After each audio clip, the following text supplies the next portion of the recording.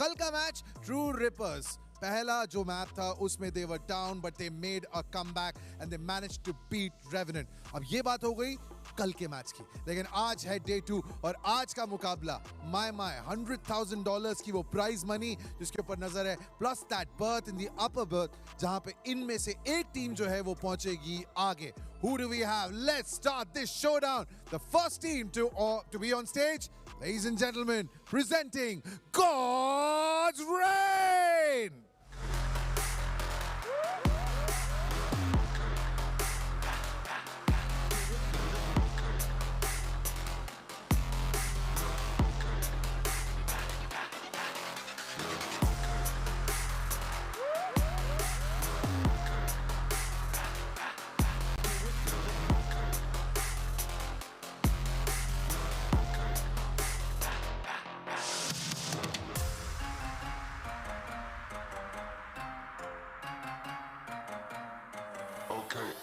Now इस team से expectations बहुत थी, लेकिन split one playoffs में वो performance जो है थोड़ी सी inconsistent रही. But here they are in split two playoffs और एक ऐसी टीम के सामने है जिन्होंने already इनको हराया है. Can they bring up their performance to another level? Can they make sure that they do not have a repeat of what happened in the split one playoffs led by Dix? This is God's Reign. Right. अब इनके सामने आज कौन है? इनसे ज्यादा उम्मीदें नहीं थी, but even then they stormed into the split two playoffs. Ladies and gentlemen, it's in their name. They are in the reckoning.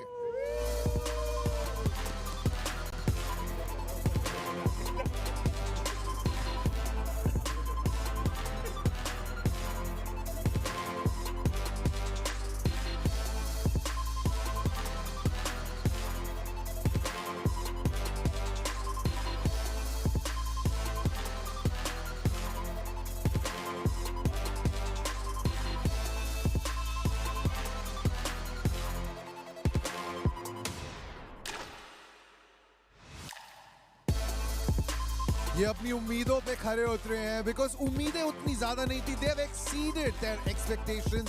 On reckoning जो है आज split two playoffs में पहुंच रही है after having defeated some heavyweight teams. Of course इस team ने already God's Reign को एक बार हरा दिया है. Can they repeat their performance from the split one playoffs in the split two playoffs as well? Remember what's at stake: $100,000 and a spot in the South Asia final, right? Wow, that's some hammer, my friend. I hope you can keep that cake going once you get into the showdown. But आज इन टीमों के साथ में it's also a very special day क्योंकि आज हम celebrate कर रहे हैं एक बहुत ही खास occasion. Valorant को 3 साल हो गए हैं, so it's the anniversary celebrations. And वो celebration ही क्या जहाँ पे केक ना हो. So can we please have the cake on stage? And also I'd request the teams to join me. Along with that, the 4 boys are sitting in the studio. So can I have Super Johnny, Krat, Phoenix and Fritz to come and join us here?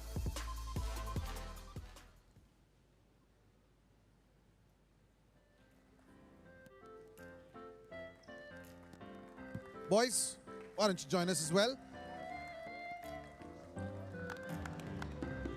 Now the big question is, cake काटेगा कौन, right? उसका भी इंतजाम हमने कर रखा है. So please, if you can help me, put your hands together for the CEO and co-founder of NODWIN Gaming, Gautam.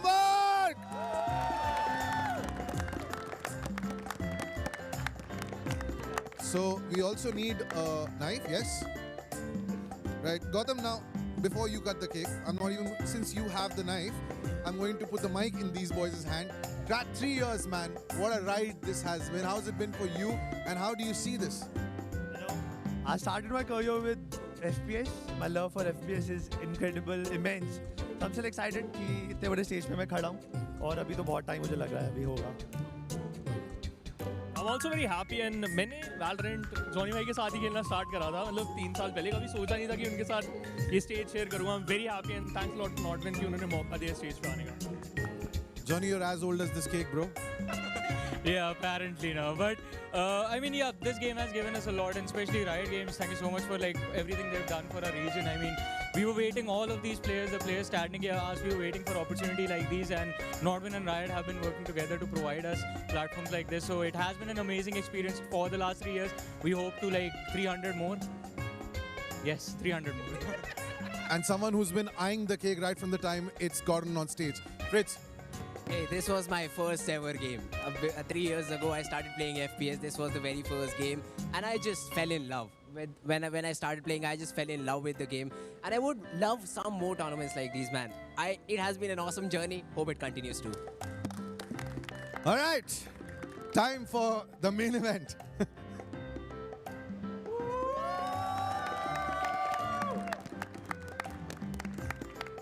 Right, Gautam, big question. Who are you going to feed it first to?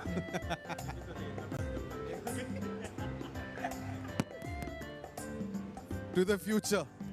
That cake is as big as him. Right. Thank you so much. Can we please clear the cake?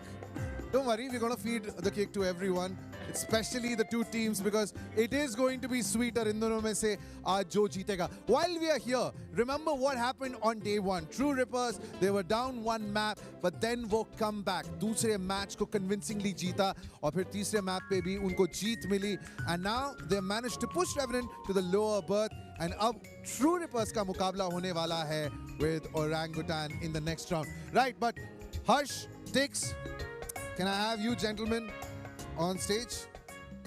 Listen, it's a massive showdown, so I've got to ask you, Revenant, we know what they did in the Split 1 playoffs against your team.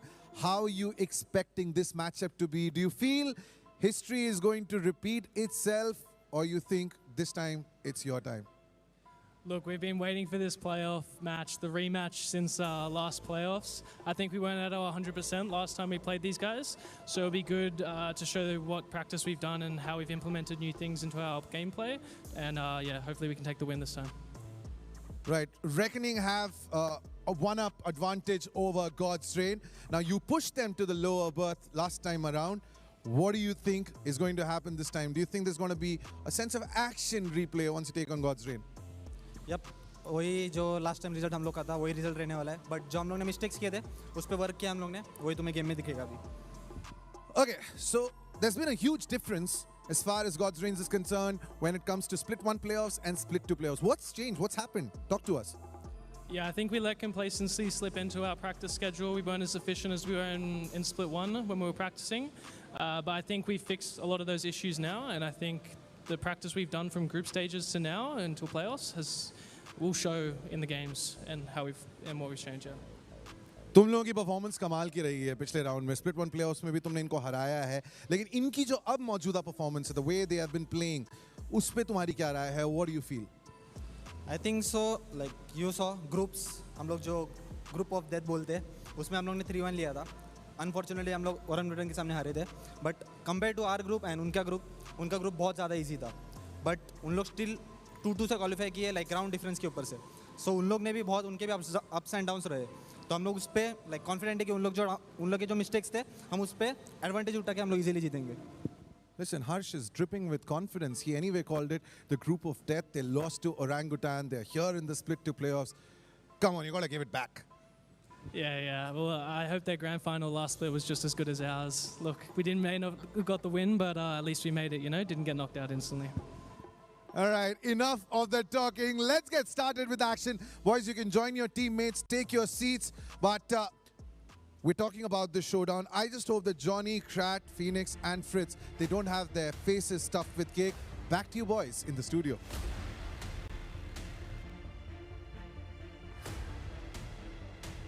All right, well, that's quite interesting. I also like the interview, and considering we also saw a little bit of heat in the end of the interview, that's just going to add on to the spice a little bit more inside the game, Crips. And considering we've also got a Thor on the stage, so that's quite interesting, no?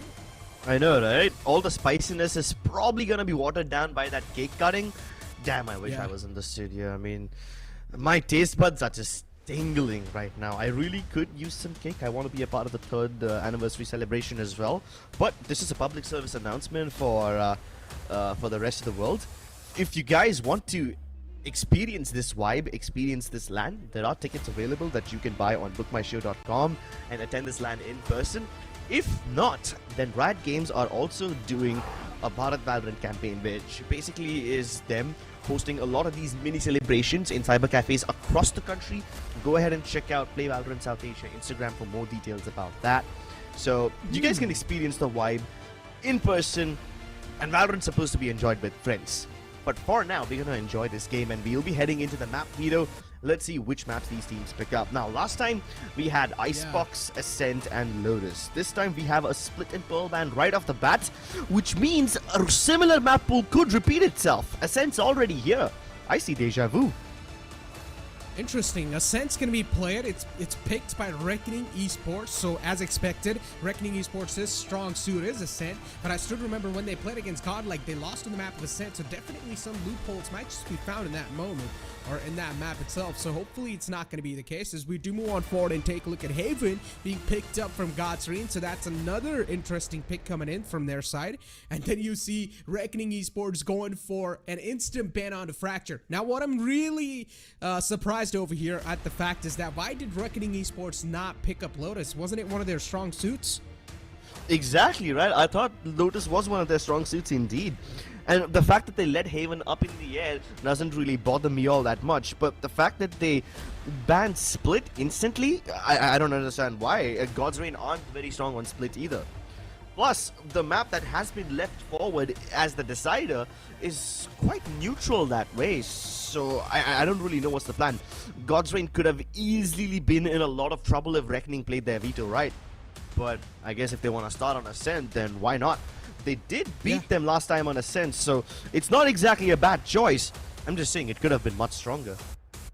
Oh yeah, it could have been. Could have been. Let's see if they have gotten any sort of improvements done or not. And my bad, I just said this information wrong. It was God's Reign who lost to Godlike on the map of Ascent. So for Reckoning Esports, it adds on to the edge a little bit more. They're just going to have a little bit more confident moving inside this entire matchup. But so far, at least we're seeing smiles on the face of the players and even the coach, because that's what matters. You got to have a friendly vibe, a friendly environment inside the arena. Soon enough, we're going to move inside the map as well. Ladies and gentlemen, here comes the first map of the series as we're gonna kick things off with a pistol round on the map of Ascent.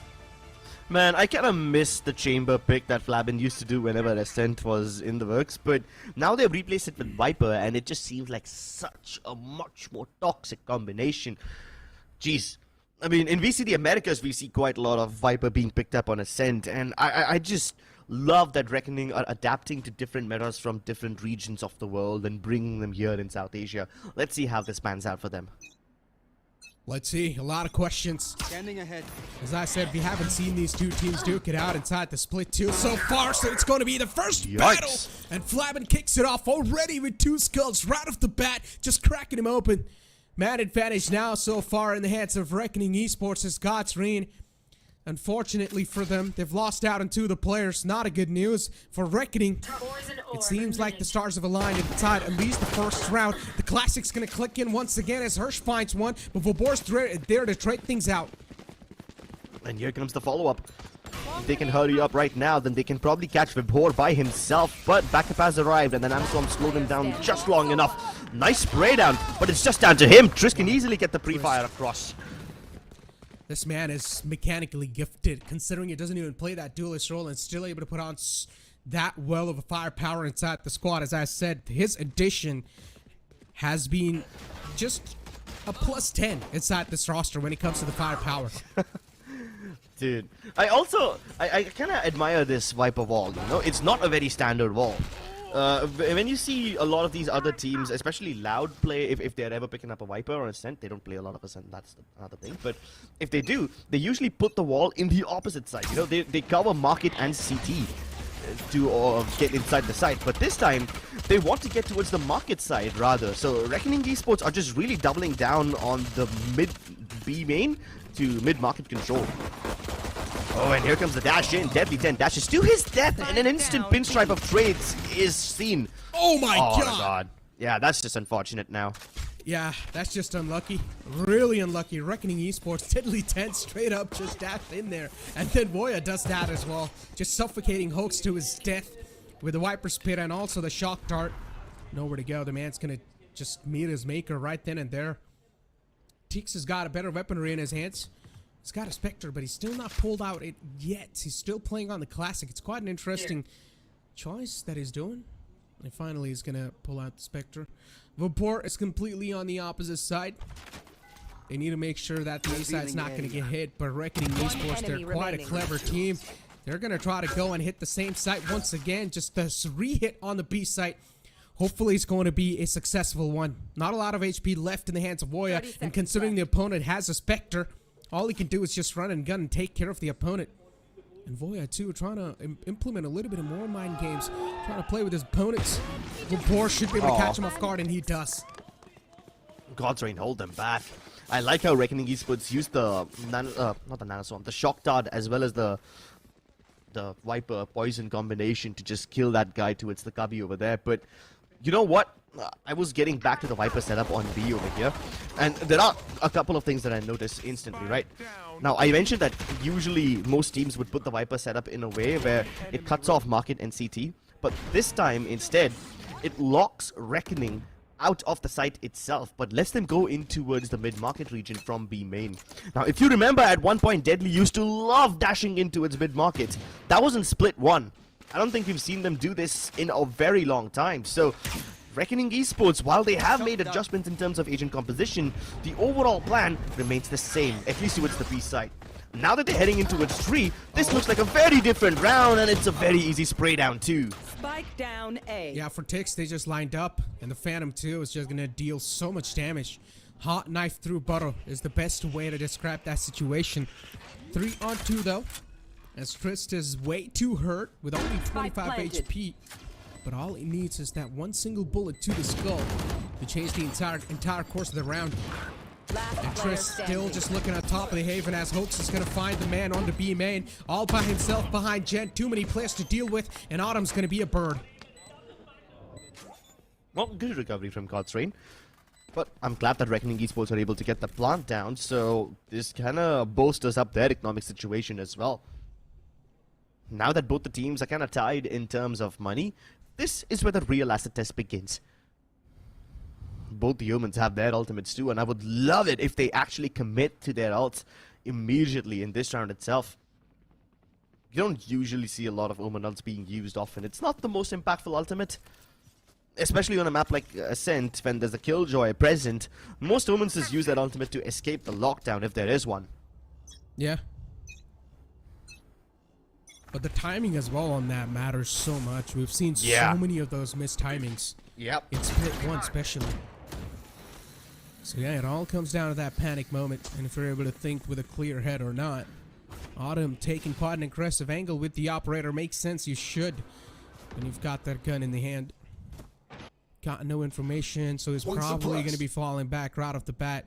One player getting suppressed as well, and also spotted. Deadly 10 in mid. Things are taking quite slow. If you remember, the overall play style of Reckoning Esports inside the map of Ascent is so different. They keep on switching up so many strategies to play with the opponent's mind, and it's so hard to know what exactly Reckoning Esports are trying to pull off. But this time, it's the mid take as they've gotten it in the hand, but Autumn still towards B main, looking to catch someone off guard, and maybe it might just be Hirsch, but that shoulder pick is going to catch him. And Deadly 10 from the back stabs him. It's all down to Tix. A lot of responsibility on his shoulders, but given how deadly he is, he can take everyone else's head off from their shoulders. 4 kills already, on the verge of an ace, but Trish will deny it. Balls down to a 1v1. Now, he doesn't know where Vibor could be, but he's got plenty of time to plant this spike. But he assumes that Vibor must be close. He tries to bait the fight out, and Vibor gladly gives it to him. God's Reign. That is just... oh, that's some miraculous stuff by that man. Considering Deadly 10 didn't have his gun pulled out, and he still jumped down. And then he tried to pull the gun out in front of Tix. That's just unfortunate stuff, and Tix got 3 kills. Was able to just tap on the enemy's skulls. It's like a reaction speed test for this man.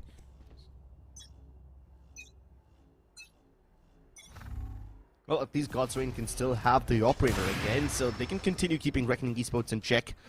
I really thought that was a gone round, especially when Deadly was creating so many openings, and once again, he goes down in a very stoic fashion.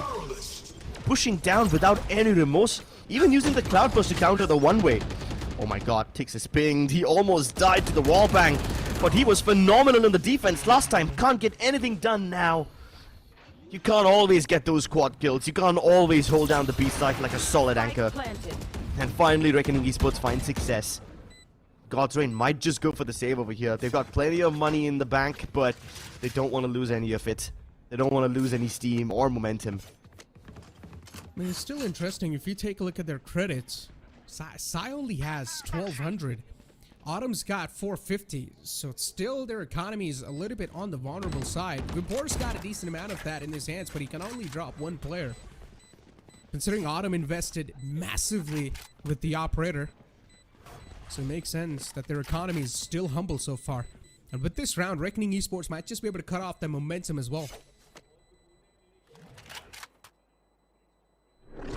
Well, at least one thing is quite nice from God's Reign coming out. They're varying their mid setup quite often, and even the A setup for that matter. I mean, the Killjoy utility is always present towards the A side, but Vibor has been switching it up. Sometimes he has a microwave setup to stop a catwalk push, sometimes he has an anti-plant setup towards generator. Even on mid, God's Reign, at least in round number 5, they had the, not the round number 5, round number 4, sorry, my bad. They had the mid door shut down, which basically acts like a natural alarm bot if Reckoning Esports want to go for a B crunch. But this time, again, they have something different. The door has not been bothered with, but there's a double stack on pizza. And one of them has an op.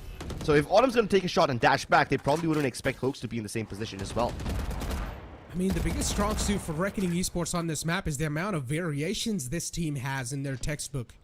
Yeah, even God's Reign is doing quite a lot of variation. So these guys are going toe-to-toe with that. Yeah, especially on the attack, if you're going to be utilizing so many variations, it's really tough to know where exactly the hit's going to come through. Good span, was able to find one. The traits are really now starting to happen back and forth, and in the end, still the man advantage is going to stick to the players of Reckoning Esports. It's a 3-on-2, on with the operator, still searching for the prey. It's not going to find anyone pushed up. On the other hand, the players are already positioned for success. A good tap on the player. Deadly 10 says goodbye to this round. And Flabin trying to be a cheeky man. The Omen trying to make some cheeky plays over here as Flabin cuts him off. Autumn, once again, trying to be as aggressive as possible with the Yob. Eventually switches up with the Vandal. Knows that he will need to take a close quarter engagement, but Flabin still comes out on top in that duel. Yeah, and this time Reckoning Esports finally making this work. Oh, he's got the hammer in game. So he's got the hammer in game as well as a Thor cosplay in real life. This guy really wants to just bludgeon his opponents, right? Yeah, Blunt force trauma straight to the face. Just wants to hammer him down, dude.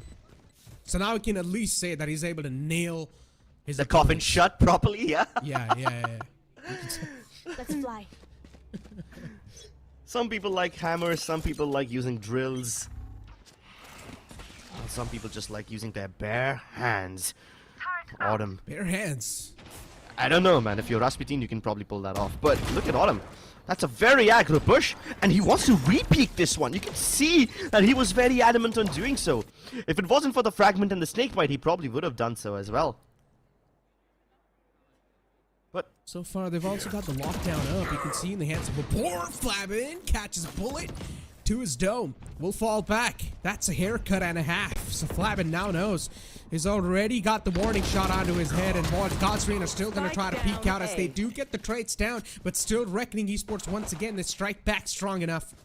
As we all know, the lockdown's available in the hands of Obora. I don't exactly know if he's going to try to invest that one right here, right now. I highly doubt that he will try to do so, considering it's just an eco round for the side of God's Reign. They don't even have the superior weaponry, unless if Autumn's able to get at least one kill right here.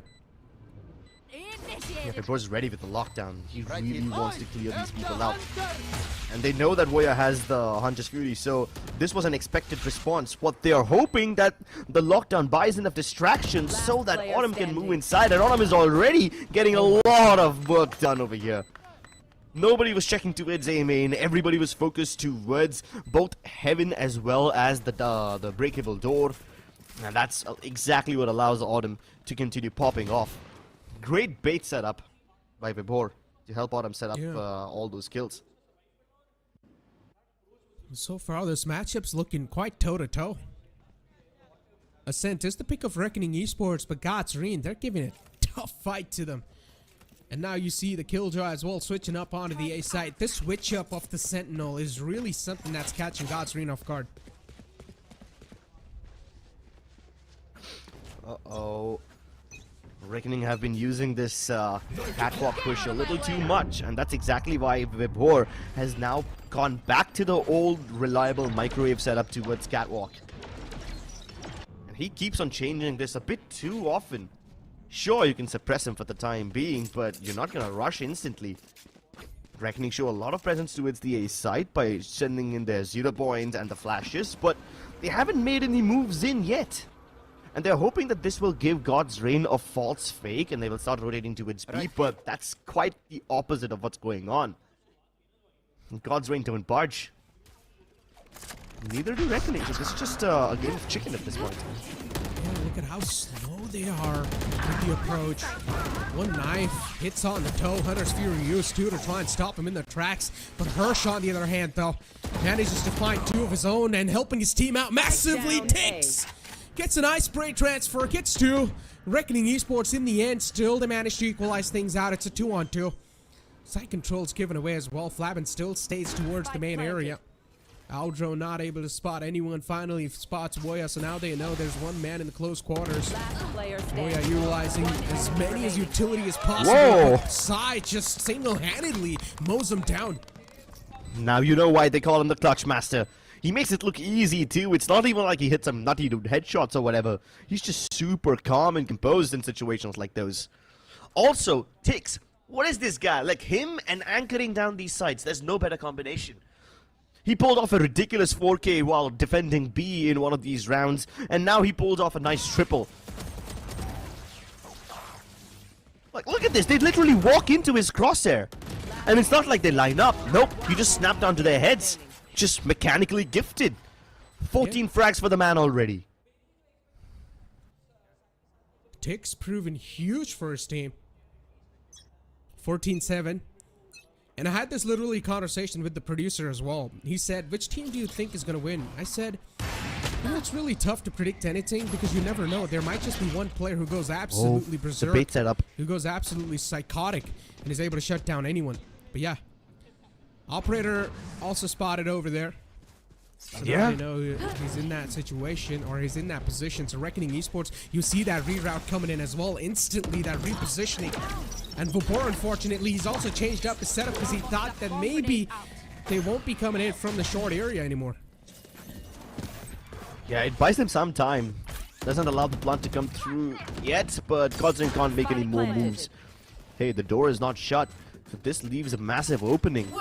Reckoning Esports will have a little difficulty trying to get into safer positions, but now that the Viper Spit is up, none of that is a concern.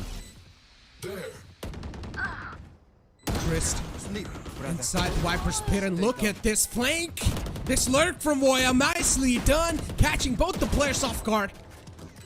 And now, once again, godsRAIN left the other option then to go for the safe, but Voya, this man, he single-handedly is able to shut every single player down from the back lines. What an adjustment from Reckoning Esports. All the moves they make are just to make sure godsRAIN can't shut them down. The fragment that they put down inside the smoke itself, they never did that before. But you remember how 3 rounds ago, Hoax made a flash play by just swinging out of the smoke and he got a double kill? This time, Reckoning throw a fragment just to make sure Hoax doesn't do that. They don't go mid because they know that godsRAIN will use the jet bait setup to make sure that Hoax is still positioned over there. So Reckoning Esports are actually catching up to what godsRAIN are doing. And this time they start off with a bang. A Hunter's Fury invested already. They figured out where Vibhor is.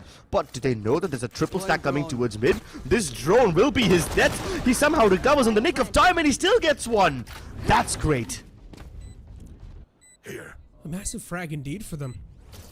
4-4. This is what it's boiled down to. Considering the fact that the opponents still do have a weapons advantage, gives them a massive advantage overall. Flabin able to shut down one player on the flank too. There's still one more to go if I'm not wrong. And yeah, even he's getting quite chipped low. Another man gets taken down. Ticks to go. The last glimmer of hope alive, the burning torch, which will be extinguished. Reckoning are playing a game of chess right now, dude. They're trying to counter God's Reign every step of the way. Yep, it's kind of understandable that the weaponry advantage kind of lies with them, so it's natural for them to get this advantage of sorts, but they try to target Vibor instantly.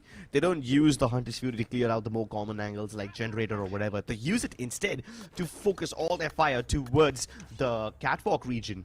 And that's partially because they found out that a lot of the God's Reign members are trying to backstab them from top mid. So they clear out tree instantly. They know that the side itself is going to be empty, and Reckoning can get the blunt instantly. God's Reign don't even get a chance to respond. This time, let's see if they can indeed respond, because Reckoning have dropped the pace. Blitzkrieg attack in the last 2 rounds have kind of screwed up with how God's Reign perceived this match, and now hopefully this will catch them off guard, but Odem is prepared. The amount of time this team is trying to hit the catwalk area is just unbelievable at this point in time. And God's Reign, though, this time they're able to shut him down nicely. Hoax able to land his shots. God's Reign for now inside this round. It seems like the stars of the line. Boyoff once again trying to catch someone off guard with the lurk, but this time he gets shut down himself. Reckoning Esports with the last player up and alive. Out of nowhere, they've been extinguished out of this round, and it's a flawless round coming in from God's Reign. You cannot keep on repeating the similar pattern over and over again. This is what God's Reign are here to say. Now, what they can try to do, if you remember that B-side take that they usually do where they send Deadly 10 towards market, they can always try to pull that one off now. Spike down A. I know, right? They've been using that same Viper wall to set that play up since round 1. And they haven't used it at all, so maybe now's the time. That used to be the signature play for Reckoning Esports, and that would be so difficult to deal with. But God's Reign, if there's one team who's prepared for that kind of a push, it is God's Reign. And that's probably why Reckoning have been so hesitant to use it, right? 11 rounds and they haven't pulled it off even once. Or maybe they're not going to use it at all. They probably have grown out of it. Maybe. But that being said, we haven't seen too much value from the Viper yet. I guess that's going to be his job to act as a pseudo sentinel in the second half now. Yeah. Oh, Mr. Bajaj over here is snacking. Yeah, exactly. He's eating some momos. Okay. That's good. Interesting. Yeah, that's pretty cool. I guess he's having a good time coaching his team, eating at the same time as well. Man, I wish I had a life like that. I know, right? I mean, there's cake, there's momos. Why can't we be on the menu? Now I'm super hungry. And usually whenever I'm near Valorant, I'm that bloodthirsty guy, you know? I feel the thirst, but now I'm just actually feeling hunger. It's not even funny.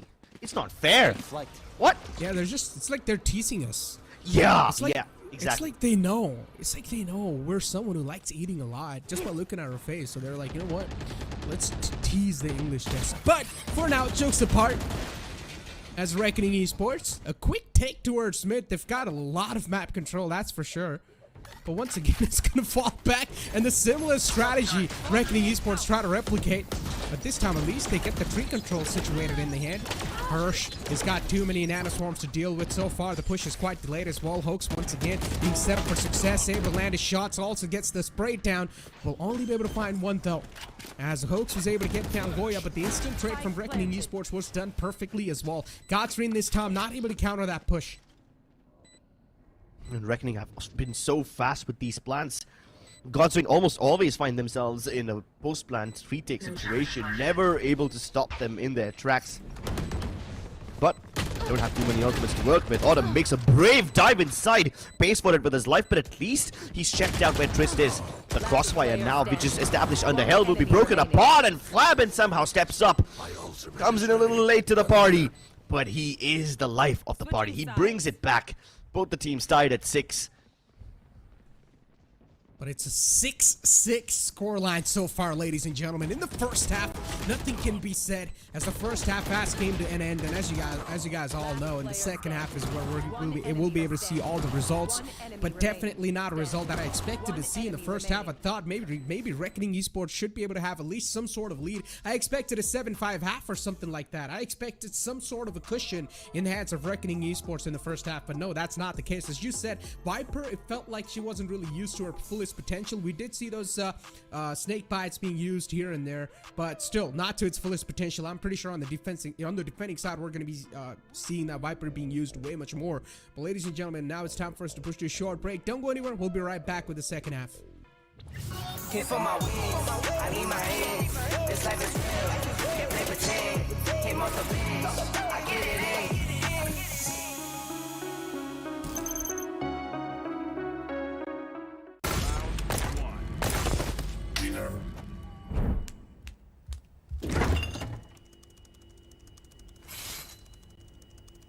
Bro, fridge meat के लिए, heat के लिए नहीं. Bro, this graphics card is making my frames drop. Come with me if you want to game. The all-new Omen 16 with advanced Tempest cooling technology, now with 5 heat pipes and 4 thermal outlets. The Omen 16 with 12th Gen Intel Core i7 processor to make you forget your frame drops. Now that's cool. Game on with Tempest cooling.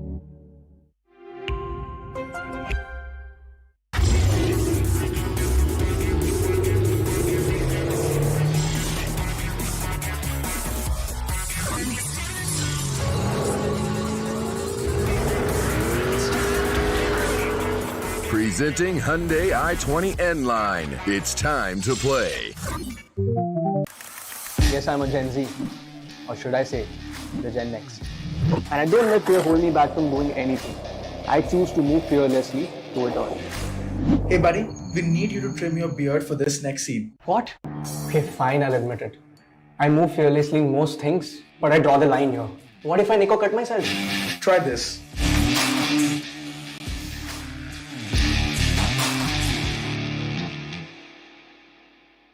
Phillips. Hit for my wings, I need my hands. This life is real, can't play pretend. Came off the bench, I get it in.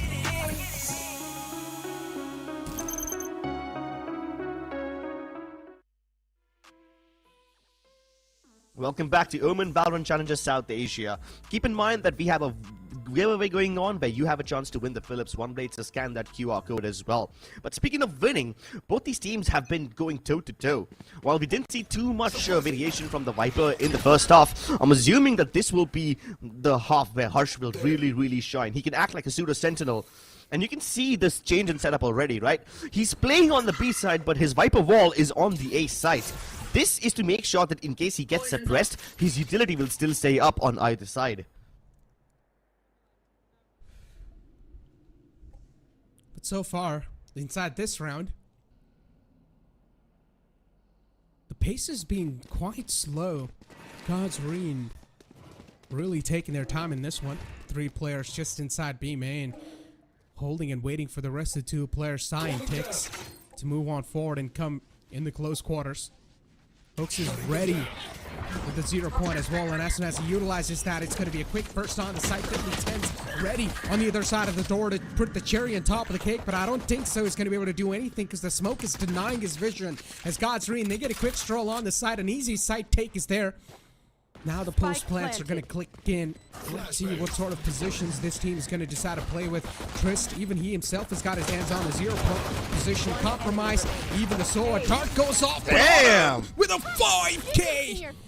Ace to close things off. This man just tapped on everyone's skulls. It was even hard to register in my brain that he got an ace. Exactly right. It wasn't even like he was doing something absolutely nuts. He was just fighting them all at the same time. He isolated these fights. Yes, there was a little bit of assistance from his teammates as well, but man, oh man, that's going to be a massive bolster to his confidence. He was having a rough half. Some 7 or 8 rounds in, he was still sitting at just 1 frag, and now he's picked up the ace. He's woken up, and he's ready to rumble. I'm not gonna lie, God's Reen, their firepower stepped up incredibly. I thought Reckoning would be the one where we would see a lot of firepower from, but inside this matchup, it's God's Reen who were able to put up those numbers on the fragging department.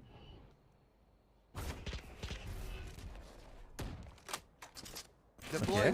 Wait, this is a bit slow from God's Reen. Yeah, I mean, you're right. They've been playing a little more slowly these days. Yeah, Deadly at least gets 1 before he bites the dust. He was doomed to die over there as soon as he got tagged by the drone. Labin also tried to pull off something cheeky, but yeah, no, that's not gonna happen. The defaults from God's Reen, gonna let them get all the kills onto Reckoning members who are aggressing in. And speaking of aggression, look at the regroup towards mid. They're looking to push out of there all at once. Yeah, they've managed to lure him out.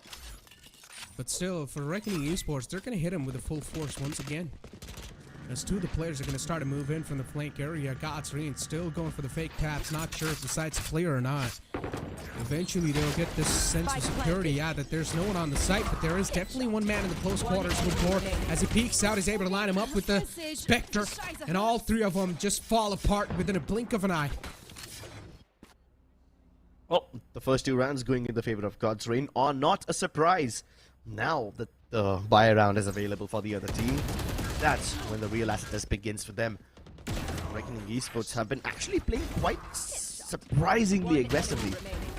I don't expect them to play this aggro in the first 2 rounds itself, right? I mean, the kind of aggression they've shown in the past whenever they're on eco, it's like you group all 5 together and stack, or maybe you just rush down mid or something like that. But this is them, you know, aggressing out in a very default-ish manner, which isn't something I'm used to seeing Reckoning do. Well, now that the buy round's here, let's see what they have in store for us. And God's Reign once again taking their sweet time. That was a good recon dart. But only one player fired at it. So they just know that there's only one player maybe potentially outside B main. Autumn passes on the Spectre to his teammate, pulls out the ultimate Blade Storm. Considering the opponents are playing on a bonus round, this should give a massive edge to Reckoning Esports. To at least a chance to catch up to the scoreline that Godsreen have managed to build so far. Good smoke one way. It's going to at least delay the push for a little bit. But the flash from Hoax might just change things forever. What was that shock dart? It was definitely quite a questionable one. But now finally as the A main take starts, Autumn's able to line him up with the help of Psy. There was a trade there on the board, but it's not going to matter quite a lot considering you've also lost the man number, and considering the opponents had a bonus round, they're still able to put up so many numbers on the fragging department inside this round. Psy able to follow it up too. Now as they've got their hands on the better weaponry, this has to be a save, and yeah, that's what they're going to do. Great adjustments from God's Reign. They just played together like a unit. What was that shot dart? Yeah, that was, I mean, I don't know how to explain it, but let me explain something else instead, something I do understand. So, God's Reign, they stuck outside of the B side for quite some time, and that's because they know that, at least back in the day when Flabin used to play with Chamber, he loved pushing out a B main. They were assuming he would do something similar.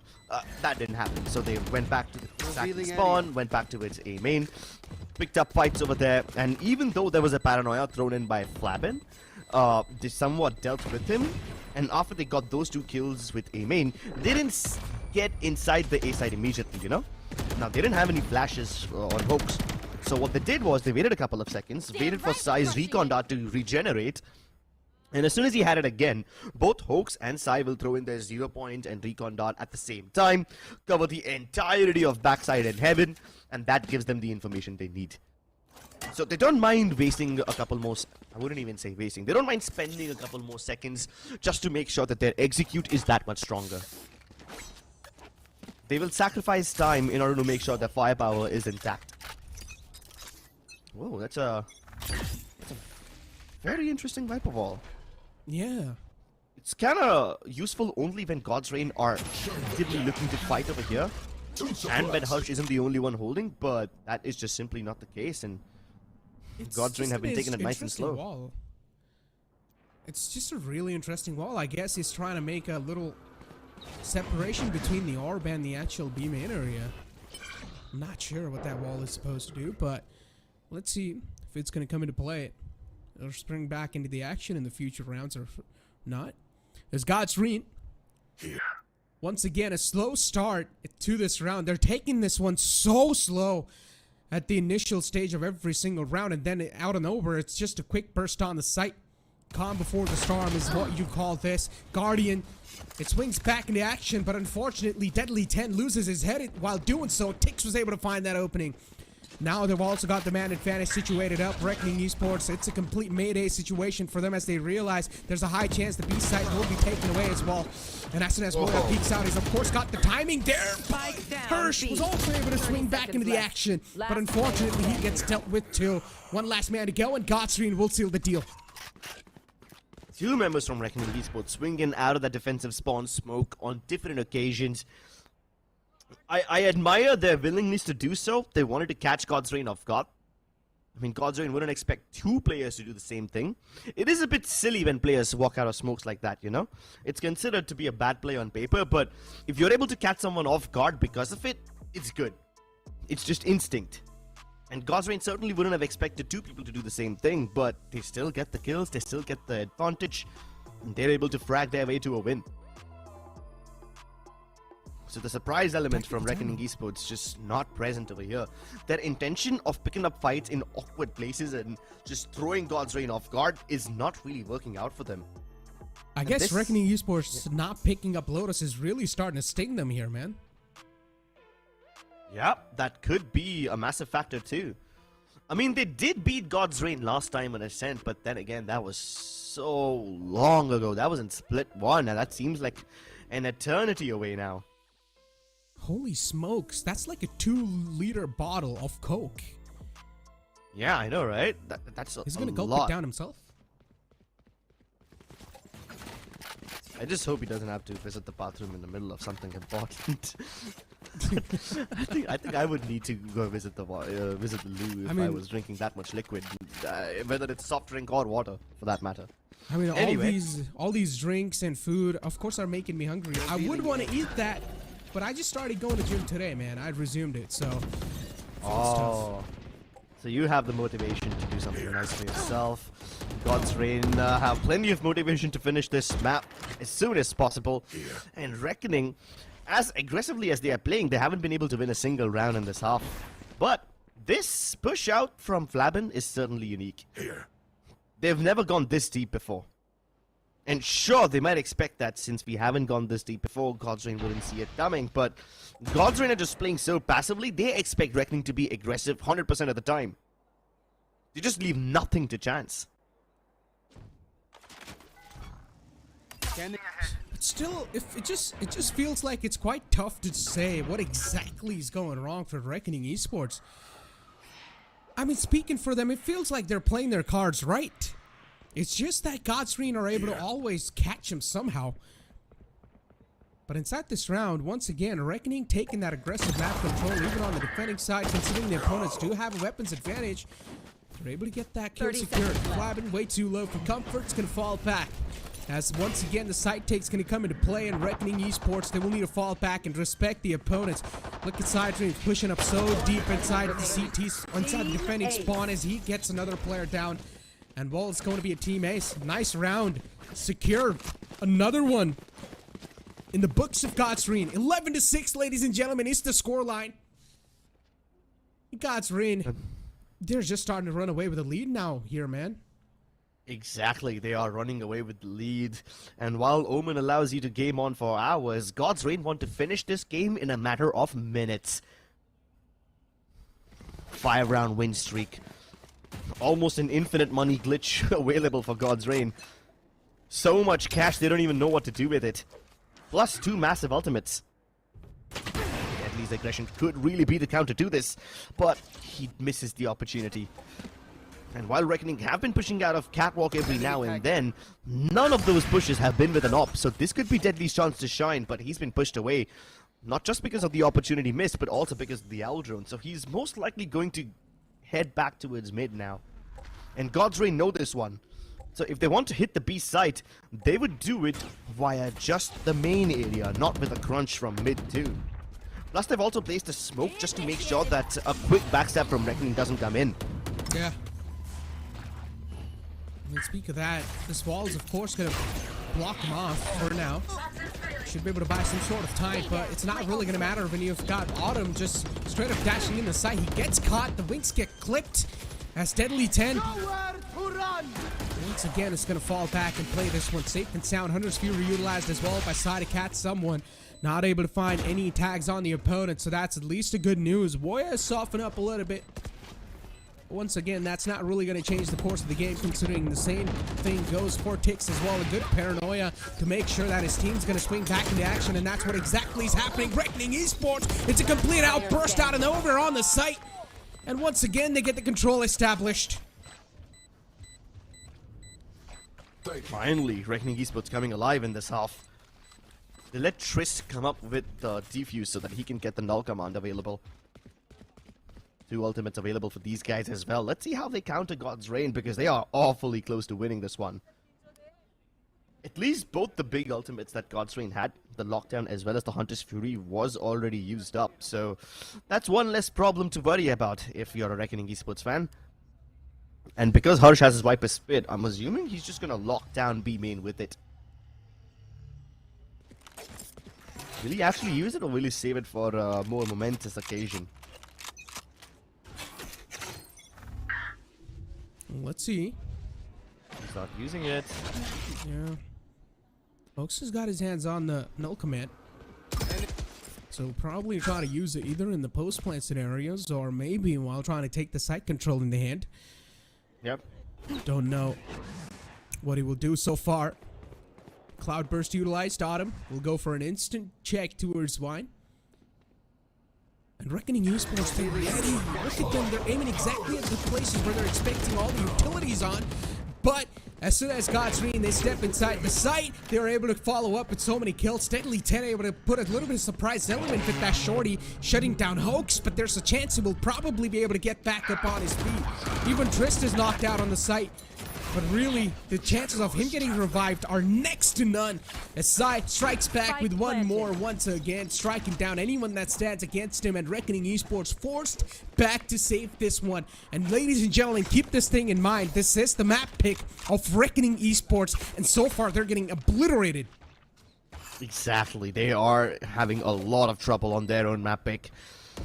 It was a big gamble. I called it as soon as the map veto was on our screens, and now that gamble seems to be slipping out of their hands. Both the KOs just popped their ultimate, so basically it turns into a hardcore FPS round. No abilities, just gunfights. And probably positions too. And that's exactly why you see Hoax still alive, you know? He was in a position where his teammates can back him up, but Trist, poor guy, was strapped towards Jenny. No way he can get back up on his feet.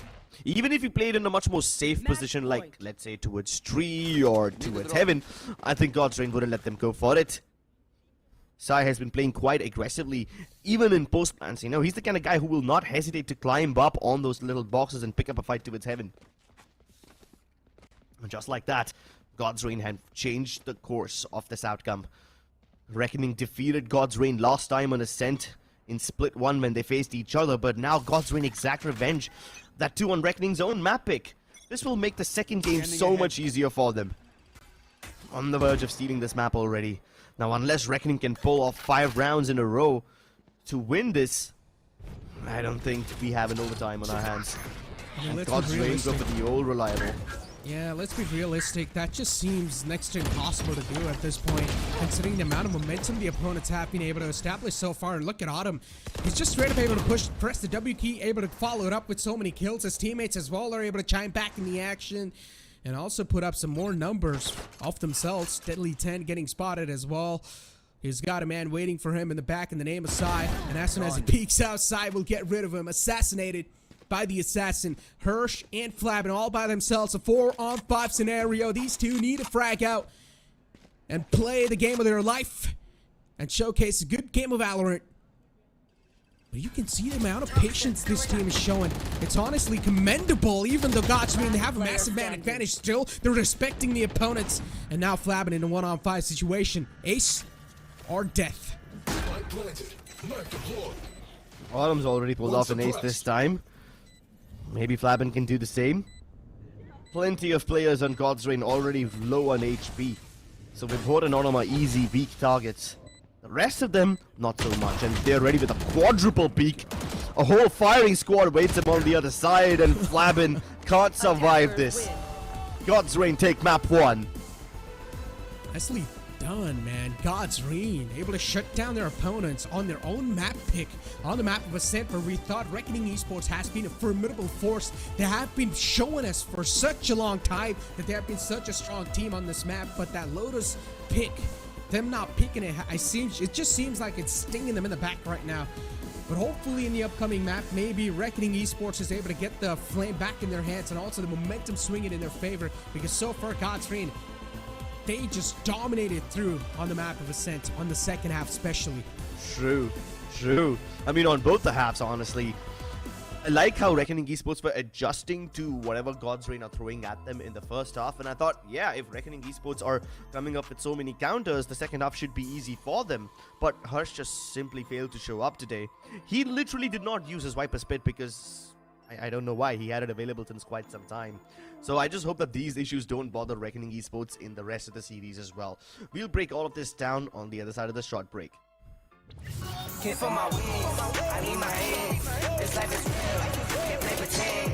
Hit multiple wings, I get it in.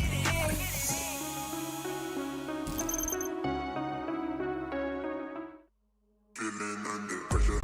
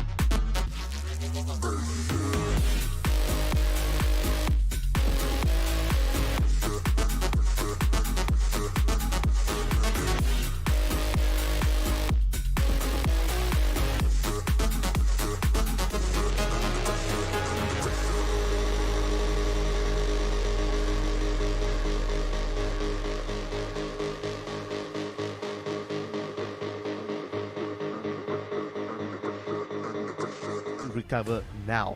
Welcome back to the NODWIN Valorant Challenger South Asia, ladies and gentlemen. This tournament is driven by Hyundai, our starting partner is Philips OneBlade, and our merge partner is Planet Superheroes. Now, you guys have already witnessed how God's Reign were able to defeat Reckoning in their own map pick on Ascent. We head into Haven now.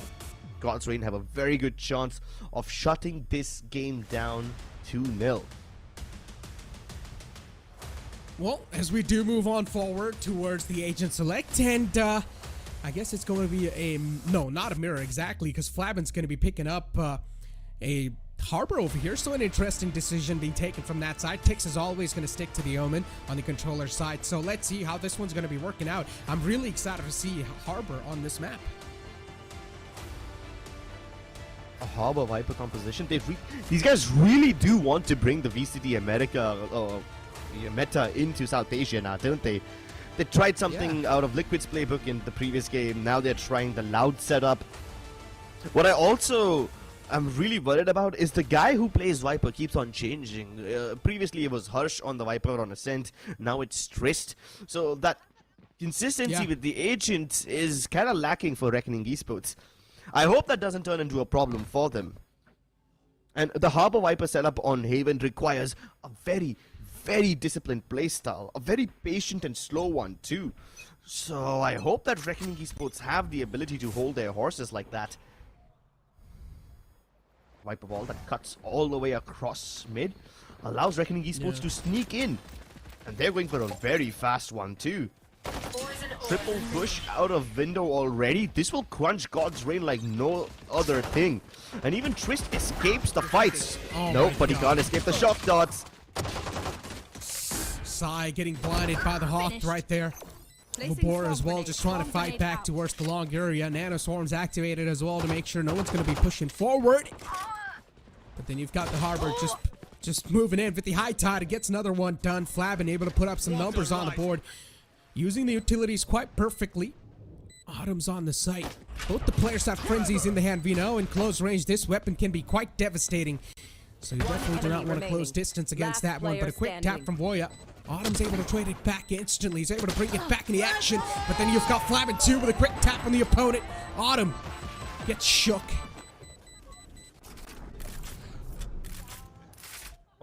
That was quite a close round, but I like how Reckoning just avoided danger.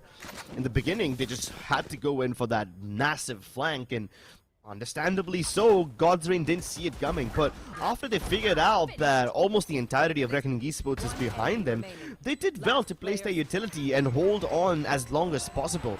But the post-plant setup that they were initially attempting to go for basically relies on them having Sewer's control, and now that it's lost, they can't really fight. So, yeah, I mean, I think that God's Reign was just really caught off guard with that one. They expected Reckoning Esports to use the Harbor Cascades and then come in, retake via the normal defender spawn entrance, basically cutting the crossfires between the Graffiti and the Hell guy. That just did not happen. Hopefully they will be able to adjust later on. Reckoning will provide them plenty of chances, but not in this round because they've got superior weaponry. Ooh. Look at this Viper wall. Once again, it's been changed. It cuts off B as well as A. But nothing on C, where Harsh currently is. The Killjoy setup not present, but his guns definitely are. Trist also helping them out quite a lot, but the pistols are overwhelming them. They have a chance to plant, even though they've lost most of their members. A 1-on-2. Tix also retrieves the Spectre in the hand. This is not a good news for the opponents. Tix on the site with the Spectre in the hand. Deadly 10 with the Marshal looking to seal the deal, and yes, he will. Deadly 10 puts the final nail in the coffin. Reckoning Esports another round on the board. A good one. But once again, the amount of anonymous era God's Reign bring inside the entire matchup, it's honestly overwhelming for Reckoning Esports.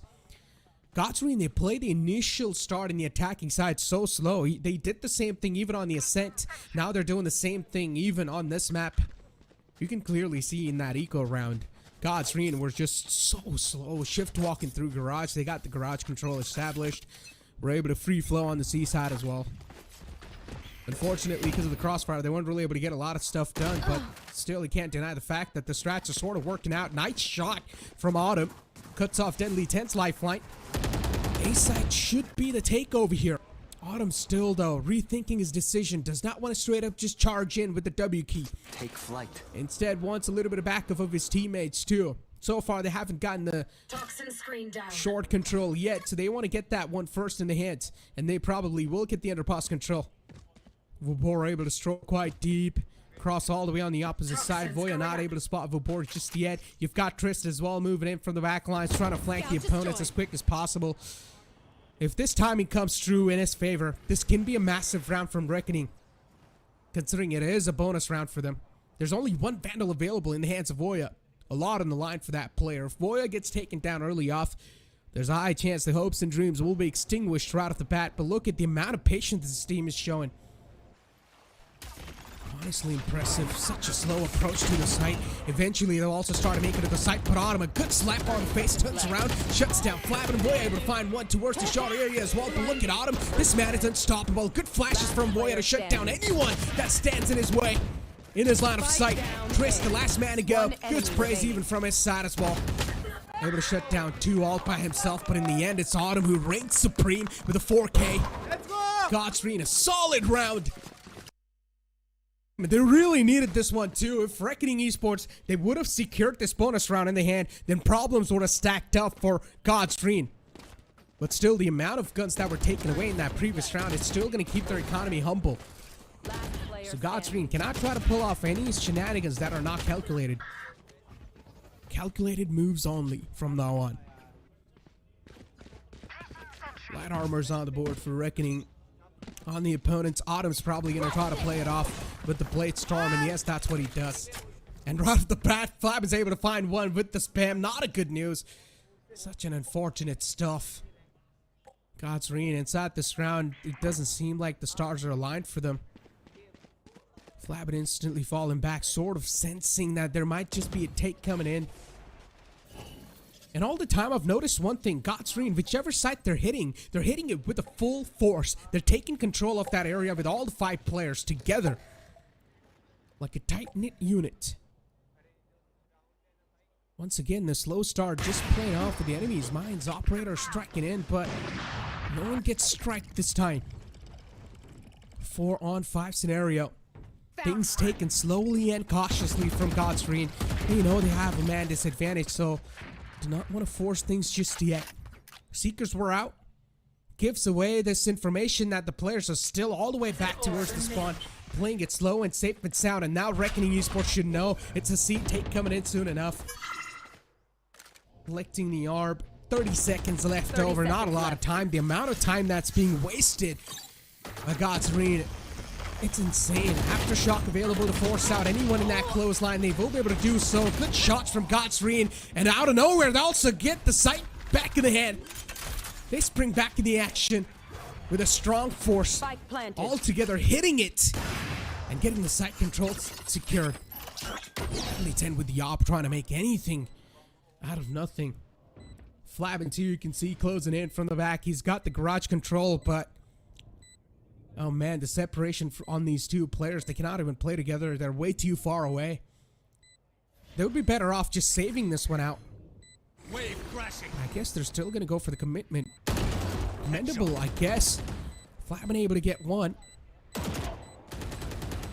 But they will probably they're probably going to be satisfied with just that one single kill. That initial pick they found, and they're instantly going to try to fall back and go for the save. They do not want to risk the operator at all. Deadly 10, that operator can prove out to be hopes for them in the upcoming round. So not losing out the op is definitely the main key plan for them. They move on to another round with the operator in the hands for them. Hoax has got his hands on the Rolling Thunder. That means in the upcoming round, Hoax will probably try to use that, but so far, the pace that Godsreen is showing, it's sort of working out in their favor. Reckoning Esports are not able to capitalize on what exactly or where Godsreen are going to hit. And then you just get a quick burst onto a site out of nowhere where somehow Godsreen are also able to get the numbers on the board when it comes to the kill department. The firepower's on point. They're not missing a lot of shots. No room for error. And once again, Godsreen stacking outside C-Long. A lot of players. They're going to start to move in the close quarters.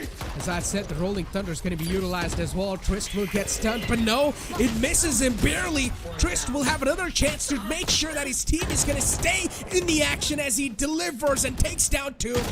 Voya on the site gets dealt with. Flabin in the back lines trying to do anything. Reckoning utilized. Sai will be forced off his position, falling back towards garage, but Flabin will seal the deal. A bullet to his dome. And Reckoning Esports, they bounce back nicely. This time, that approach definitely was a quicker approach compared to all the different rounds that we've seen so far.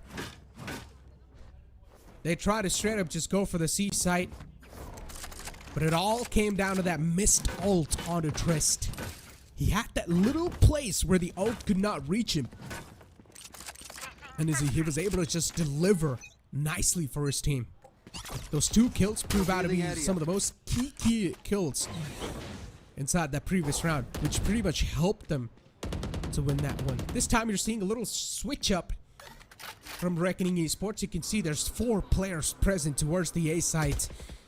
It's a massive gamble stack that they're doing, but they've also left the C site and the B site off on the Killjoy. There's an alarm bot on the B site, and there's a turret on the C site. So if there's any sort of contact made, Reckoning Esports will probably try to play on the retake on that site. I like the thinking from Reckoning. It's quite a quick one, as they've managed to also get the opening first blood on their hands. They've tasted it. Godsreen know now that the opponents have also the man advantage established. Just pushing straight up head on is not going to be the way to go. Ooh. So the Viper Spit does hold them back from A. And the rest of the setup towards B as well kind of slows Godsreen down to a crawl, especially with Deadly around. He can just go on a killing spree. So many frags for him, and there's more coming his way. It's all down to Hoax. He's been blinded already. They probably won't even let him escape. Shoots down the Trailblazer, but can't shoot down anybody else.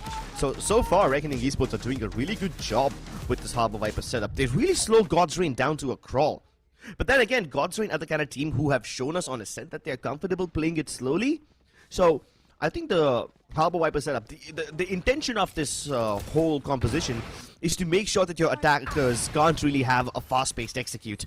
That part of the setup has been nailed really well by Reckoning Esports. But what's going to happen if Godsreen start spreading out more? So far, they've been just grouping up and hitting these sites together, right? What's going to happen when their defaults start to look more spread out, when they start to have these lurks come into play? That's when things get interesting. Yeah, for Godsreen, it's a complete reset on the economy. Sheriffs and Classics. Here. Going for the jump spot, not able to spot anyone just yet. There was a little attack found on the Hirsch, but Hirsch needs to stay alive inside this round. If a site take, luckily enough for Godsreen, if they do get the site take down, it's going to be Hirsch's lockdown that will be able to pull back this round in their hands. That's so true. far, yeah, once again, slow approach. Crips, what I've noticed inside the map of Haven so far is that whatever side Godsreen is hitting, they're hitting it with full force. All 5 players stacked up, grouped up, and they're hitting it at the same time. It's been happening inside every single round, the same pattern. But this time, as Woya is able to find one, but he's not able to get away safely. And every single time, even Reckoning start to just flank them very early on. We saw that in Pistol, we see this once again. Hirsch has a lockdown towards Garage, but what they don't know is that there's an AWP present towards the window region as well. Rebor's gonna go all the way around, and now that Deadly's position has been revealed, he has to be very careful about Rebor behind him. Rebor nails the timing really well, but somehow he can't get the shot onto Deadly. The spam connects, and the shorty does the rest of the job. Wow, what a recovery for Deadly. I really thought that Rebor will be able to kill him. He hits that no-scope. I mean, that's all I can say. Just impressed. All right, well, Deadly 10's got his hands on the Blade Storm, so that's a good news for them. He can definitely use it when things get a little bit too dicey for him. On the other hand, Godsreen, though, they've got a lot of ultimates available, so that should be able to secure them at least one round if used properly enough. But look at this right here. Look at this no-scope that he hits through the wall. Ugh, nasty.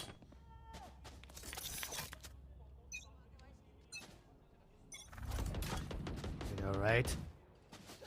Deadly, if he keeps hitting shots like these again and again, Godsreen are gonna be in a world of trouble. And he's already broken the turret over here. He wants to repeat this once again. You see the cojones on this man, and you have to appreciate it. It takes a nanoswarm and a cloudburst to make sure that he doesn't beat them again. They don't lose members again. But finally, the AWP on the other side starts to pay off dividends. Autumn 2 gets an opening pick. Jet versus Jet, AWP versus AWP. I really want to see this duel on the other side of this poison cloud. The battle awaits. And they're both holding different angles, so I guess we'll have to wait a little bit. This will turn into a bit of a stalemate, but there's someone who can make things work, and it is Autumn! What a flick! Recovery still possible, though. Harsh is all the way ahead. Nah, never mind. Yeah, try to take it up close and personal, but he gets dealt with. I was about to say in that operator fight, it's going to be all down to the reaction speed. Who's going to have it fastest? I mean, it's just unfortunate that Deadly 10 died there. Deadly 10 definitely reacted a little bit faster. Pavoya on the side all by himself. He's able to line every single player. He's able to dig graves. And now one more to go, but he's also got his hands on the Hawk. The flash is going to pop and he cannot see, and Autumn gets dealt with, wrapped up in a foil paper. Man, he digs those shallow graves. Doesn't have time to dig 6 feet. Deals with the entire opposition force in a flurry. We have to see this replay. I mean, yeah, Autumn's frag itself is quite impressive. But you see this just complete bash out from Voya, and it is so stylish. He doesn't even need too much utility to get all those kills. And it's not like God's Reign were fully blinded with that flash, but yet he's able to nail all of them to the wall.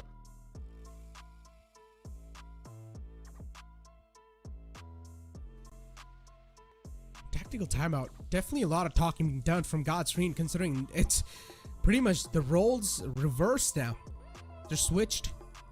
Or this time it's Reckoning Esports was able to get some sort of lead on the map pick of God's Reign. As I said, there's a chance we might see a trade coming in. And the chance of that happening, looking at this scoreline, are quite high. Reckoning starting off on the right foot. That experiment's finally working. Now, what do God's Reign do in a situation like this? Like you mentioned before, so far God's Reign have only tried to play together. They're just making sure that by sticking at the same spot, their trades work out for them. But that doesn't really help them out too much, especially when Reckoning have the ability to single-handedly get multi-frags upon multi-frags, and then all the numbers advantage that God's Reign have, all the trading potential that they have, just gets nullified instantly. We haven't really seen them try to go for these default spread outs so far, but Reckoning almost always push out either one of the sides of the map. If they don't have any A control, they push out C like they do in this round. On every other occasion, Reckoning have been pushing out of A lobby. And this time, all 5 players of Reckoning going in from the back lines. Oh my god, these guys just play ring around the roses with each other. Oh, pardon me, not all 5, just 4 of these players coming in from the back lines with only Flabin in the front. And they're getting all these frags. Good pick. And Reckoning Esports. Trailblaze is able to spot one, but Deadly 10 remaining. He strikes back into action. Autumn with the Stinger too in the close quarters. Of course, this man will be able to win that, but not this round. Let's be realistic. And yeah, Autumn's going to go for a wiser option, a wiser decision. Just going for the safe. As you said, as even I've been saying, they have been grouping out to get these side hits done. But I think so one of the major problems in their entire take is that they're taking too much time before hitting a site. I understand this is what they did on the map of Ascent too, but maybe on Haven it's not going to work out.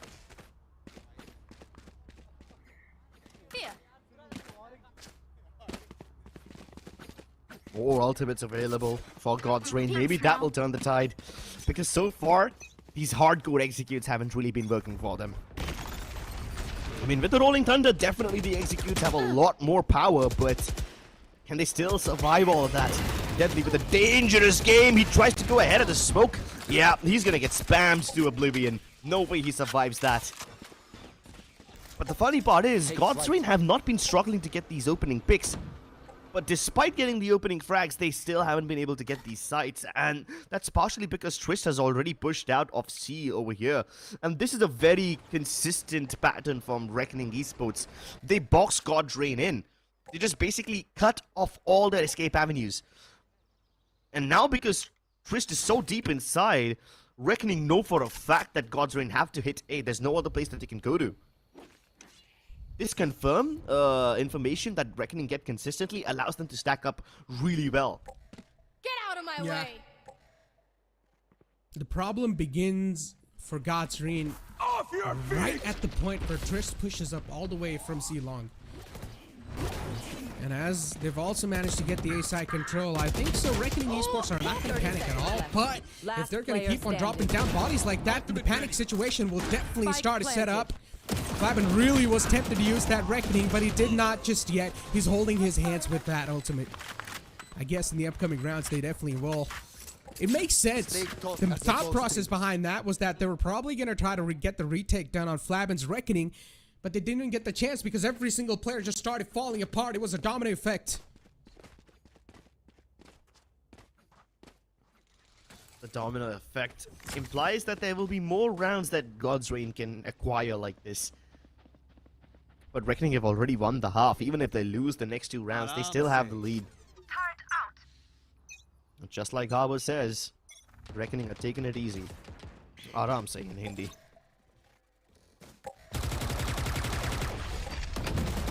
Okay, this looks like it's one of those standard garage hits once again. But God's Reign always start off in this fashion. They don't always end up going there. And I don't think they have the chance to escape. Deadly's already trying to push the envelope. Autumn sends him back, but no kills acquired on either side. So far, even the Reckoning, they've lost the previous round. Still, they're looking like a well-oiled team.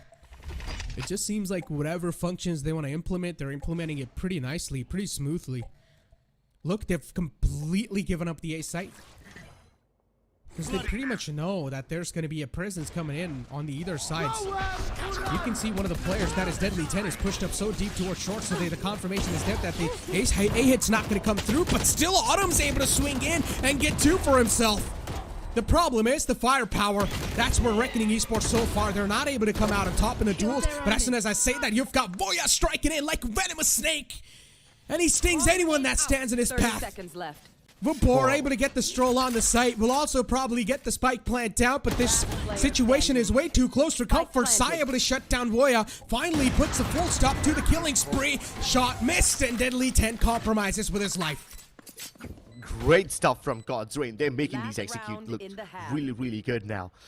Yeah, and I'm sorry to cut you off, but still the readjustments, the adjustments overall Reckoning are making, they're quite commendable and impressive, to be honest. I must say, yep, I agree with you. The early investment of the Harbour ultimate kind of made things a little difficult for God's Reign, but they still overcame all the hurdles. The Hunter's Fury that Sai used, he didn't use it to clear out the side, he instead used it towards Garage. And this indicates that God's Reign have a good read on what Reckoning Esports will do, especially when they first saw the early contact from Deadly to its A. And then on top of it, Tix used his ultimate to get control of backside, instantly covering ground. So while the Hunter's Fury pressures Garage, Tix will then pressure the backside, and that's an easy take on the C side. This time though, God's Reign are quite spread out. I mean, they're knocking on the doors of B, but they aren't ready to go inside yet. They really want Reckoning to give them the first fight. And after they get that opening pick, then maybe they will continue pushing onwards. But first line of duty for God's Reign is to figure out where the push from Reckoning is going to come through.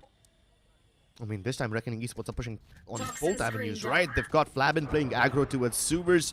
At the same time, you have Deadly 10 holding aggro towards C-Long. And that's exactly what they were waiting for. They knew that Reckoning will play aggro, and they get the opening pick. And now that God's Reign have what they want, can they continue onwards? Alarmbot attacks Deadly, and he's ready to strike. Blades available, but that's all she wrote for him. Yeah, was not able to pull him out in the time. Still a 3-on-4, even lockdowns initiated. The C side's completely on a 30 lockdown. seconds left. Look at Voya holding the off angle, trying to catch anyone off guard. He does manage to catch one. A good flash as well. Gonna suppress anyone that stands against him. Voya, what were those shots? They line up onto him. But still, Vapor, even though he was blind, he was still able to cut off Voya's lifeline, but it's not gonna matter. The snake bite's gonna seal the deal. Voya goes heroic in that round. Switching sides. Yeah. Flamin was the one who walked in with the cape, but Voya definitely has a little bit of hero element in him. I love how consistently Reckoning Esports can box God's Reign inside. An 8-4 lead acquired, and that's mostly because God's Reign had no choice but to hit one particular site with brute force in an execute kind of fashion. They never had the ability to fall back because Reckoning would just push the other side where God's Reign don't show presence, and then God's Reign are always a step behind, you know. Reckoning can see where the push is coming. They can adjust much before God's Reign can even take a step in the right direction. And that really helps their cause. I just feel like they should have always had one man on the lurk, no matter what. I understand you guys want to hit a side in full force, but still, you guys should have one man who's watching your back, and that's something. This is what I always say when I say, do not trip over your own shoelaces. And so far, God's Reign has definitely tripped over their own shoelaces. But ladies and gentlemen, we're going to push to a short break. Don't go anywhere. We'll be right back. Hit for my wins, I need my ends. This life is real, can't play pretend. Came off the bench, I get it in.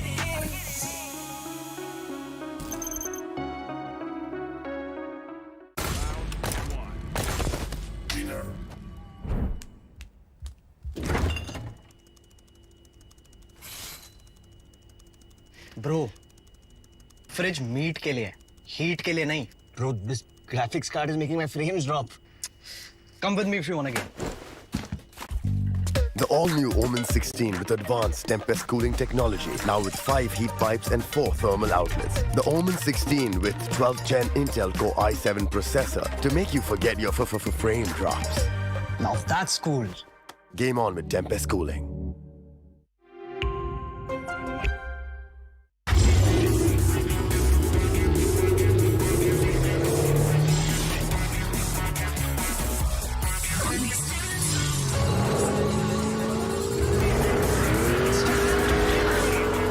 Presenting Hyundai i20 Line. It's time to play. Yes, I'm a Gen Z, or should I say, the Gen Next. And I don't let fear hold me back from doing anything.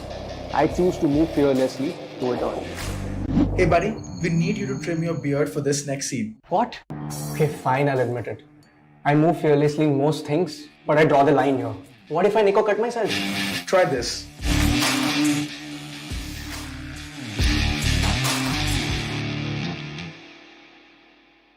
Phillips. Hit for my wins, I need my ends. This life is real, can't play pretend. Came off the bench, I get it in.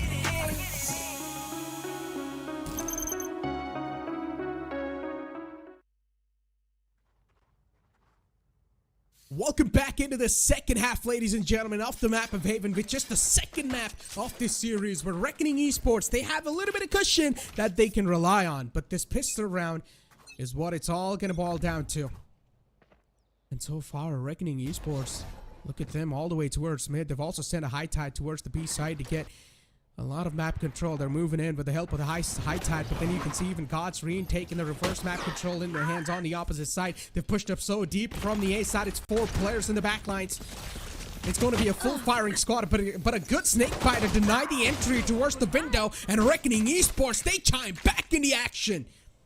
Side Dream's able to find one with the shock dart as Triss falls down, but still it's a 3-on-2 where the man advantage heavily stacking against God's Reign in the form of Reckoning. And look at this, good shots from Sai.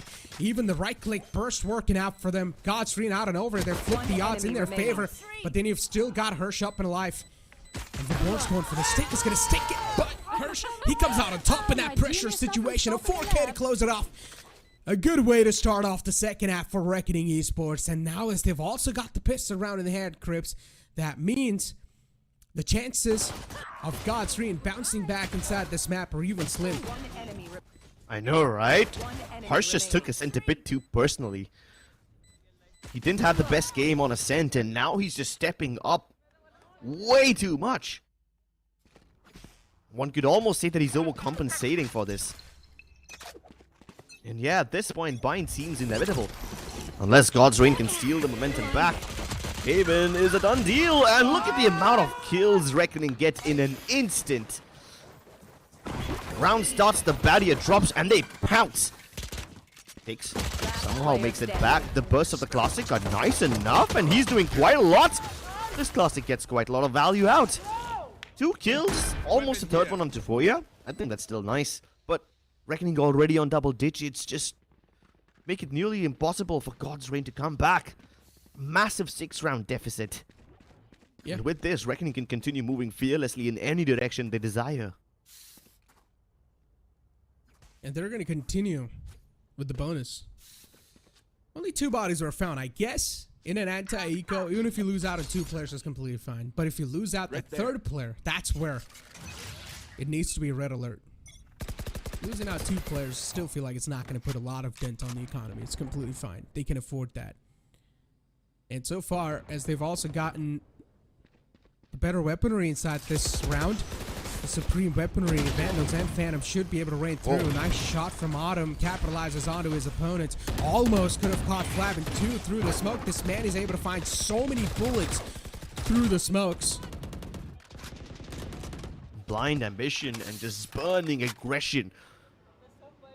Reckoning Esports get punctured by the hailstorm of bullets that God's Reign are throwing at them.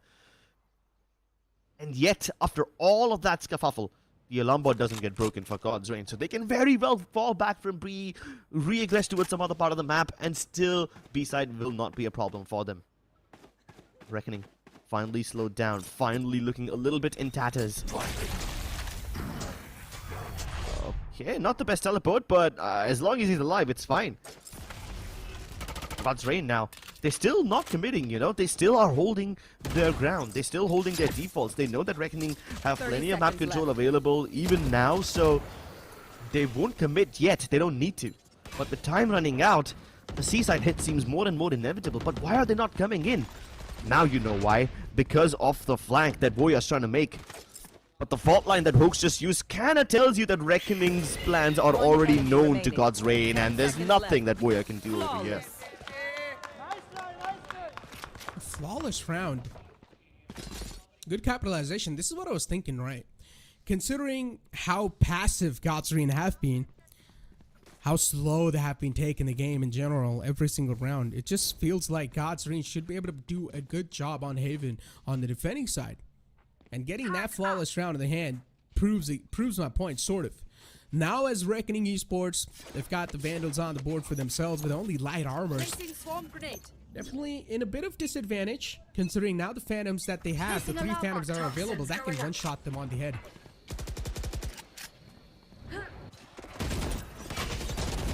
Alright, this is quite a nice spread out from Reckoning Esports. Showcasing presence towards Garage. They've already baited out most of the KJ utility over there. They haven't broken the alarm bot towards C long yet, but they're showing presence towards A, and I think that's enough, especially when Flavin's able to get the opening like that. So God's Reign now not only are lacking a member, but they're also lacking a lot of information.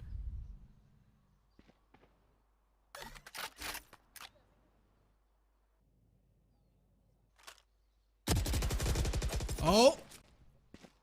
Too close. There was a little bit of moment of silence. There could be some sort of connections or some sort of kills. So the spray was found, but no kills actually to follow it up. Unfortunate stuff. Dome out as well. He should be able to get the plant down inside that Psy on top of the window. Just able to rain down hellfire on anyone that stands beneath him. Tix as well peeks out with the entire firing squad. Flavin just trapped under heaven, and he gets dealt with too. Unfortunately, the visual denying utilities are, of course, there from Reckoning Esports, but still, sometimes they're not able to exactly deliver on the point to half of those. Takes a good fight from him, but an instant refrag is there on the board from Reckoning Esports. Hoax needs to play this one so cautiously. He doesn't even have a lot of HP to spare.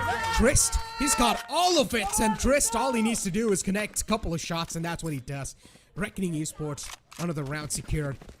Another game, it just seems like where it's a complete one-sided map, and as I said, there's a chance these two teams will probably trade the map picks, and that's what's happening. Yeah, but Bind is uncharted territory for both of them. We haven't seen them play Bind too much, and I honestly don't know what to expect. Hey, then it's going to be a hell of a map. I know, right? That's what I'm excited for. Tactical timeout called, finally. It's about time they went for it. God's Reign. The one thing that makes them strong is their ability to stick together, but in this particular game, it's kind of backfiring. How the tables have turned. Your core strength now turned into your primary weakness. And it's only a team like Reckoning who can pull off something like that. How will Godspeed dig God's Reign out of this trench?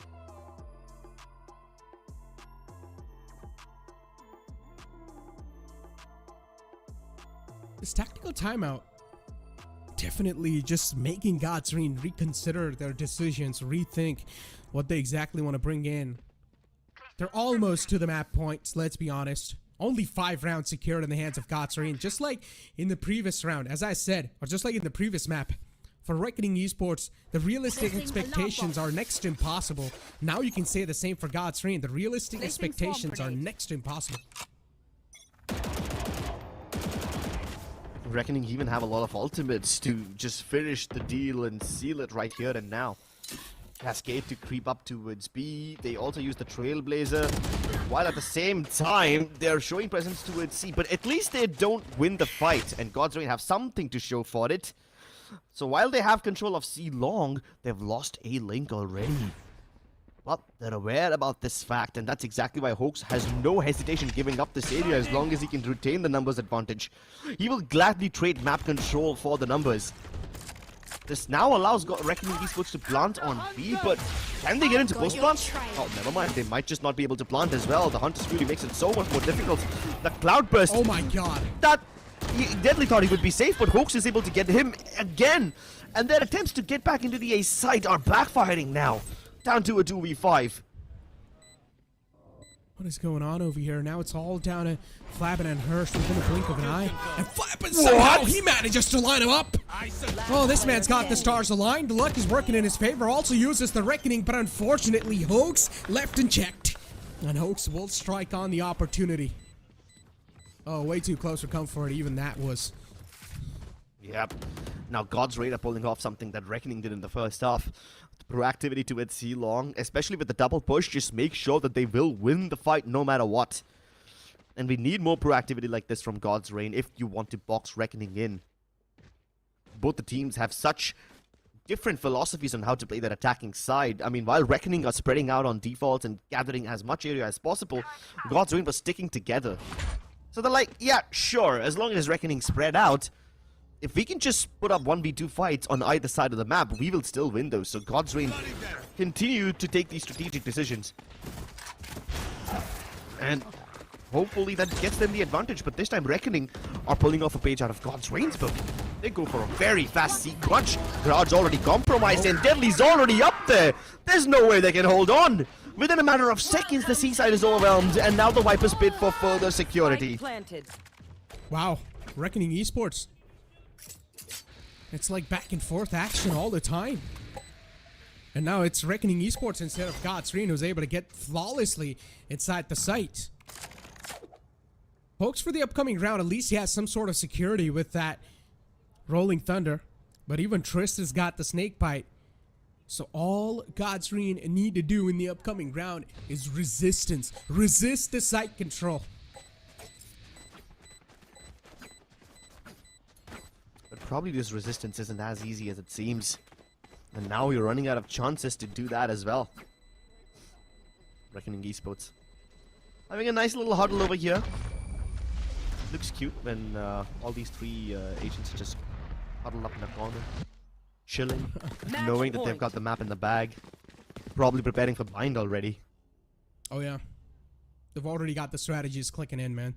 Yep. You know, these tactical timos that they're taking, it's all to talk about bind. It's not even to talk about Haven. Let's be honest. Yeah, let's just hope that they don't have any other snags or hurdles in the way. They take that tactical timeout once more to just make sure they finish this game here and now. I mean, since the tactical timeout is active, maybe God's Reign can also use it to disrupt the flow.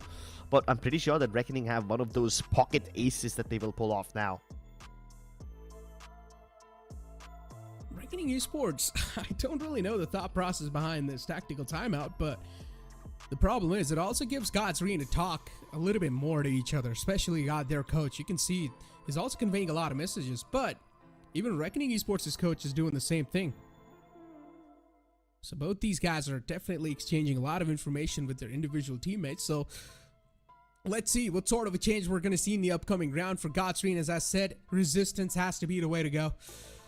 But they still do have a Rolling Thunder available. So let's see what sort of timing they're going to utilize. I mean, all the ultimates that they have, the Lockdown as well as the Rolling Thunder, these are some really good ultimates which are conducive to retakes. But historically, God's Reign haven't found much success on these retake rounds. So are they going to use them to go for the retake at all? Or will they just try to fight Reckoning head on and just make sure they can't plant in the first place? Oh, look at this though. Right there. God's Reign triple push out of mid. We haven't seen them do this before, but we've seen this come out from Reckoning, and Reckoning made it work pretty well, so hopefully it pans out in a similar fashion for God's Reign too. Well, there's an alarm bot and a turret in the way, so the backstab will be detected. Plus, Harsh himself is marking the angle. Almost got taken down with the timing over there. Yeah, even flashes, so many utilities just trying to flush him out. Hoax is able to shut him down, but then you've got the counter push from Revenant Esports too. Kills happening back and forth. They tried their best to get rid of that entire lockdown, but were not able to do so successfully. Last man to go in the name of Flavin. With the Vandal in the hand, is not going to do anything.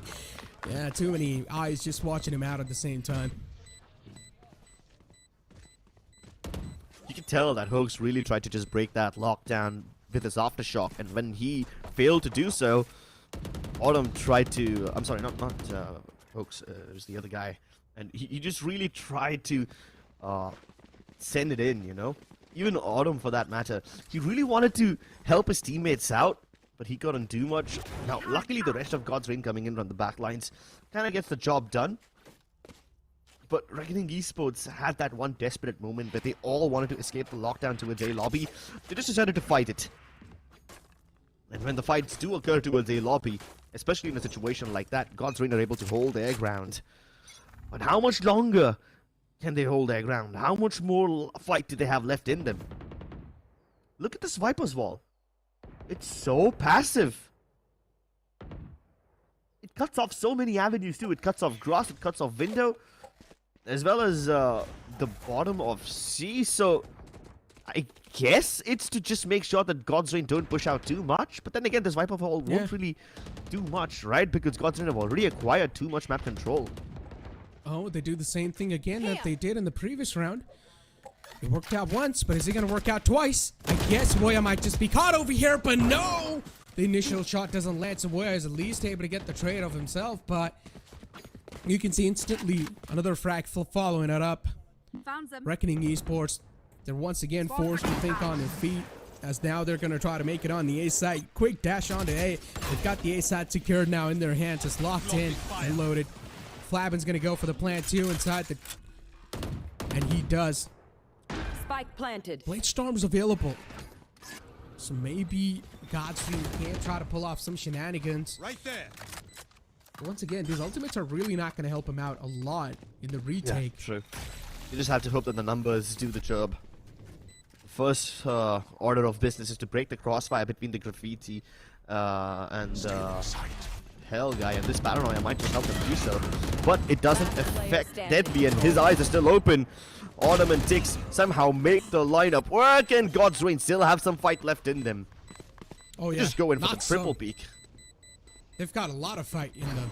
And especially in these retakes, I guess that tight-knit unit strategy is sort of working out with them. As you said, the triple peaks, the double peaks, they're peeking out with each other. They're playing like a unit.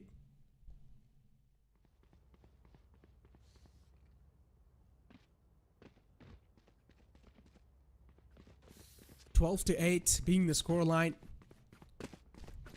As we know, Reckoning Esports, they're just sitting on the match point, on the map point, but they're still not able to get the confirmation rolling. One more round, and God's Reign is making them struggle so much for that single round. But it just seems like now that God's Reign has managed to crack the code, Reckoning will probably need to play a little bit on the counter strat here. That's true. And Reckoning's counter strat is to just do what God's Reign were doing, you know, group up together and then hit the site. Yeah, mid control has always been something that they do. They never struggled with that. But what they're also doing really well is bait out all the utility from the wall. Nanoswarm's burnt out, but the alarm bot towards B isn't broken yet. The turret is still active. And look at where the other Nanoswarm is. It's all the way towards the back of C's site. I don't think Reckoning will ever plant over there, but ooh, why not? Tix though, instant trades. Vivo helps him out as well, and even the breach is present, so God's Reign is just not letting go of this garage region at all. They bolstered it with the numbers. It's like God's Reign, they're well in sync. Every single player synced up to each other. They know exactly what player is doing what on what area of the map. The communication is flawless right now from God's Reign. And that's something that's really helping him out to give him a little bit more edge inside this entire competition. Look at him just spamming through. Even throws in a snake bite. No option then to force out. Oh man, just suffocates him to death. Trist and Flab, and now they're on a back pedal towards somewhere else. It's a 2-on-3 scenario, definitely pullable. Hoax has got his hands on the Rolling Thunder as well, which he'll probably try to use it in a panic situation. Seaside taken in the hand, Dome utilized too. We'll go for the plant. Not a lot of time left over, but enough to get the plant down. 2v3. God's Reign will go ahead and regroup. Even the sentry has been placed by the board just to make sure that Reckoning don't go for some super massive flanks, you know? It would be wise of them if Reckoning go all the way around from long and then try to hit Garage or be late. But now that the Reckoning as well as the Rolling Thunder have been invested, both these teams have some big AoE ults just to clear out the site. But there's nobody present on the site itself. It's gonna be up to Trist to somehow make this flank work, but he misses the opportunity and he gets taken care of instantly. Flabman has to peek all of them at the same time and there's no way this is happening. God's Reign, hold on. Are we gonna see a reverse sweep or what? We might just see it. I don't think there's too much money available on Reckoning now, is there? Yep. No. They are somewhat broke. Yeah. It's going to be reset for them. The previous round was sort of a force. No, they do. Light armors and vandals and guardians. Yeah. Some They're compromises barely made. hanging on the cliff. They're barely hanging on the cliff. They have also got the loser's bonus stacking up, so that's why they're able to buy this one. Yeah, 3-down loss bonus does make things a bit easier, but with the AWP in the hands of Autumn, there's really not much that you can do. Unless you're somehow able to get that lockdown into a nice cheeky position. No, wait, even that won't help. Sai has the Hunter's Fury, so even the lockdown is not going to get you much value. Classic Killjoy trap. The lack of a SOA available on Revenant Esports does make things a bit harder for them in terms of gathering info. But at least they're denying information quite well with the double controller, you know? So you win some, you lose some. And while Reckoning are on the verge of winning, sometimes victory can be quite elusive. Especially when they're up against an opponent like God's Reign. That's a very deep trailblazer. Oh, but they don't bite the bait. God's Reign don't rotate towards B. Instead, they hang on towards Garage. They knew exactly what Reckoning got up to. Oh my god, this is, as I said, the communication right now from within God's Reign is flawless. They're able to convey every single call so smoothly. Blade Storm popped as well. It's right in front of Autumn, but still Autumn does not want to go for that extra risk. Instead, he keeps himself disciplined. Even from the shadow utilized, so the position's known. A good blind, and we'll catch him fade away. Tix is taken away, and now it's a 3-on-3 situation. Out of nowhere, this situation seems just doable in general. Good flashes from Voya all the time. He's able to get the timing down on the opponents, but the problem is that God's Reign's backup, the firepower backup they're having. Trist is going to play on the lineup, so that means he should be able to buy a lot of time for his teammates, that's for sure. Hoke's way too low. He's going to push up right to his opponent's faces. A good snakebite to deny this entire plant, but still Vapor's going to take it all the way half. Snakebite's going to deal with him, but Hoke's now left all by himself with only 25 HP to deal with his opponents as it's done halfway. No way! And God's Reign, they live to see another day? Oh my god, this is just not happening, dude. The cojones on these guys to continue sticking it in the face of that snakebite. Luckily, they didn't have to deal with the nano swarms as well, otherwise this defuse would not have been possible. But you have to appreciate what God's Reign are up to over here. Reckoning are playing in a very chaotic fashion, and still God's Reign are able to maintain their calm and composure. Tix was basically doomed to die. As soon as he stuck his ultimate, the Seeker detected him. Plus the flash just kind of made his flank completely useless. A similar story happened for Hoax as well. You know, he was caught in a very weird spot. But he still just held it. And just like that, Reckoning Esports once again find themselves on the brutal end of a choking game. At least they have money, so they won't completely be shut out. Oh man, Voya just caught a haircut. So he's probably learned his lesson. He's not going to try to peek out in unknown territories anymore. Good nano swarms. The timing on that is flawless. as it's going to buy so much time to take that site control. Soon enough, they will also get the plant down, but the problem is the rotation's already there on the defending side. You can see 3 players already stacked up outside the spawn. The spams are also starting to connect. Godsreen so far playing this one patiently, safe and sound. Hunter's Fury used 2 from side to clear out some known angles, but look at Hirsch in a position that he might just be able to catch a couple of players, but no, it only gets 1. That's good enough. It is indeed very good enough. Viper Spit and the Snake Bites do make it difficult for Godsreign to enter, but Dix doesn't care. Gets up on elevation. That's a very brave TP. But Trist, still the Guardian. Still the monster that they have to deal with in the middle of all these smokes. And once again, they're sticking it. How many times will Godsreign continue to stick the spike? Dix, very brave, but this time Trist denies everything. You can't pull off a ninja defuse 2 times in a row. Oh man, so close yet so far. And once again, the Thor strikes back with lightning. Flavin's like, no chance they had that map in their hands. But still, that went way too close for comfort, man. If I'm Reckoning Esports, I'm going to be sweating up for the upcoming map because Godsreen, as I said, in the later half, in the second half of the board, it just seems like the communication was flawless for that team. So you need to worry a little bit. I know, right? Coming back from a 4-8 deficit, even though you lose the game, still bringing it to 10 is quite a big deal. And Godsreign were indeed communicating really well, but Reckoning Esports are just so good. Their innovations with the Harbor Viper setup just really throw in the pacing of Godsreign for a toss. And also because Godsreign were playing in a very one-dimensional way in the first half, Reckoning Esports were able to get that immense lead which they carry forward and push into the 3rd map. We'll be back with the post-game analysis for map 2 and map number 3 after this short break. Hit for my wings, I need my eggs. This life is real, can't play pretend. Came off the bench, I get it in.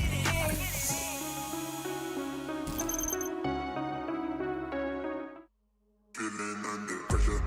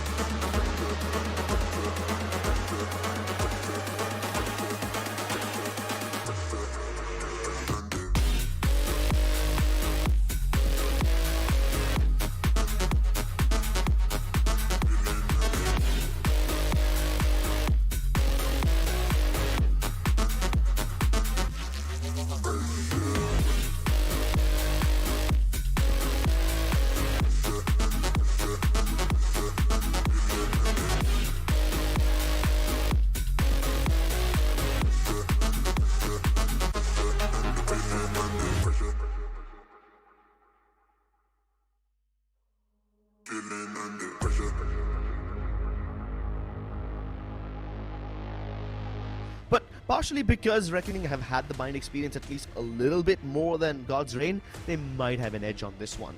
So let's see who wins the series out. So far, both the teams have traded each other's maps, and now we are heading into neutral territory. We are heading into the sandbags. Exactly, and also YouTube audience, welcome back to the stream as we're going to move on forward towards the agent select of the decider map bind. With Reckoning Esports and God's Reign, let's see what sort of an agent select we're going to see. Oh, double duelist instantly being pulled out from God's Reign. They're going to use Raze and Jet, so I'm really excited to see how this one's going to be panning out for them. On the other hand, you see Voya with a fade. Alright. I quite like this setup from both the sides. Double duelist on one hand, and it just really helps them be in a very... It just helps them get into their own element, right? Really just shows you what the personality of these teams is like.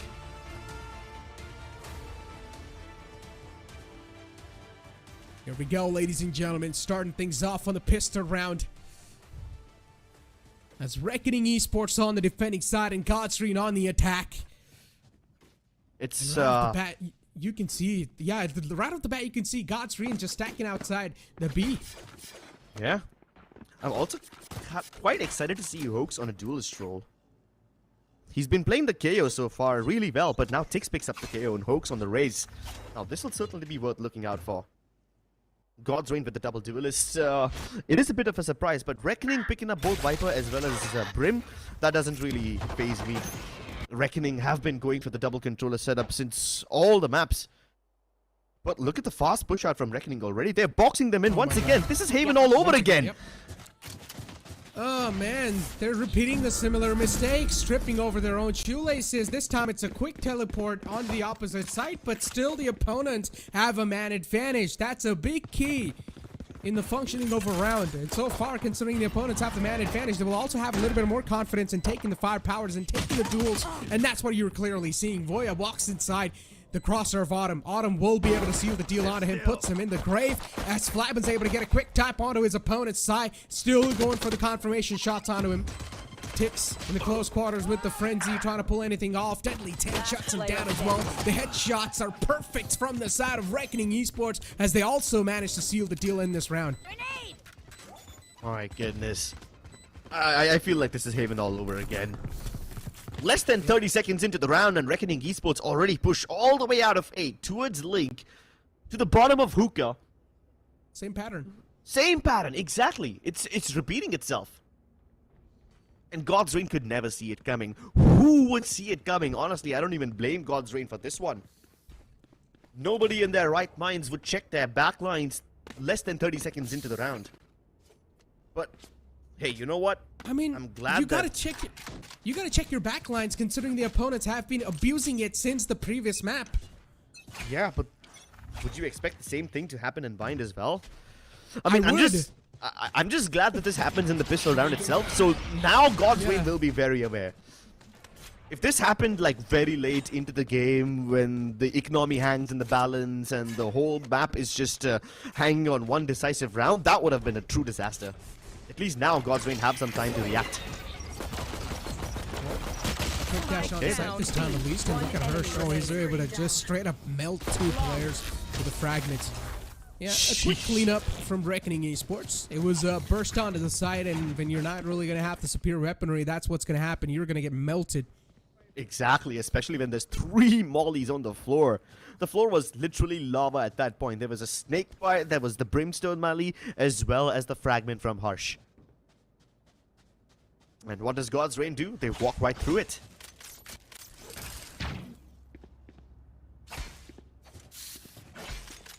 It's down, guns up, get deadly. It's also quite funny how God's Reign don't stop. You know, I mean, there's 3 mollies, Reckoning through all of them inside, and God's Reign continue to commit. I think they've spotted him cross across, right? He did, and yeah, Deadly 10 had no clue that he's getting held up like that. And Sai just having the advantage right off the bat. Sai also knew that the gun will be retrieved because Deadly had a Vandal in the hand, so he went for the spam but found nothing. And look at once again the amount of aggression the opponent's showing. Impressive stuff. Reckoning Esports, they know. All the time, they said what the strategy has been for God's Reign, so they need to push out on one side of the map and get the information secured. But at least this time, God's Reign, they had 1 player watching the backlines towards bathrooms. But once again, they've given up the presence. The problem is that no matter what, Reckoning Esports, they have got the confirmation that this hit is not going to be on the A site. And that's why there's 3 players almost towards the B with God's Reign. As soon as they hit the site, they're also able to follow it up with a lot of kills because they have the better weaponry. They've got the better weaponry, they were also quite patient. God's Reign just kind of smoke off Hookah itself. They know for a fact that they don't really have control of it, so they don't want to fight it either. They also are patient enough to wait for the toxin screen and everything else to expire. Presence detected from the 0 point also made things slightly easier for them. And as soon as Autumn dashed in, a lot of people just started focusing fire on him, so the rest of the team can follow up. Nice flawless round from God's Reign. Keep it clean, they keep it simple. Not too many shenanigans involved, and luckily God's Reign also don't get crunched by Reckoning in one of those super fast wrap-ups. Oh, Operator pulled out in the 4th round. High risk, high reward type of situation here. He did have the money for that, so just straight up went for that. But let's see how much of a value this Operator is going to be able to bring. Deadly 10's the man who's wielding it. And so far, he's exactly on the side where the opponents are thinking to hit. But they're also taking it quite slow and cautiously this time around. And I like the fact that God's Reign have finally decided to split up, separate up. But eventually, they will start to gather up once again. Yeah, and they have gathered up now. Reckoning also haven't made any moves. This crossfire between Harsh and Trist, it's not the strongest. Oh, but he gets caught with a snake bite in hand. That's unfortunate. At least Harsh makes up for it. That's a nice double kill. But after getting what he does, he has no choice but to relinquish this area. So Godsrain have the ability to plant. Even though they've lost members, they at least have control of the front side of the truck. Unless Harsh feels brave enough to push through this smoke. Oh, fired now. And he won't peek yet. He knows his teammates are towards the bath area, so he's just going to wait for them to make a move. Godsrain don't have the ability to fall back to its shot. They just continue to stay on the site, and that's their undoing. Yep, Sai all by himself, left alone towards the lamps area. He's able to only get one, but in the end, it's burned to death. Flabbit, nicely done by this player. Reckoning Esports, a solid round followed up with this operator. As I said, I was questioning it if it's going to be able to find some value or not. But he really didn't need to swing that operator into action at all because he was holding the B-long area. No one showed up there. And it sort of also gave away the intentions as well because no one showed up B-long this time. So the chances are it's probably going to be an A-take. I mean, even though they saw it coming, Godsrain, they didn't fail because Reckoning were a step ahead. They failed because they didn't have the ability to fall back into post-plant positions. And they also lost a lot of members. Oh, look at this push out. At least this time Hoax was prepared, but yet Flabin's sharper. Yeah, well now they're a step ahead.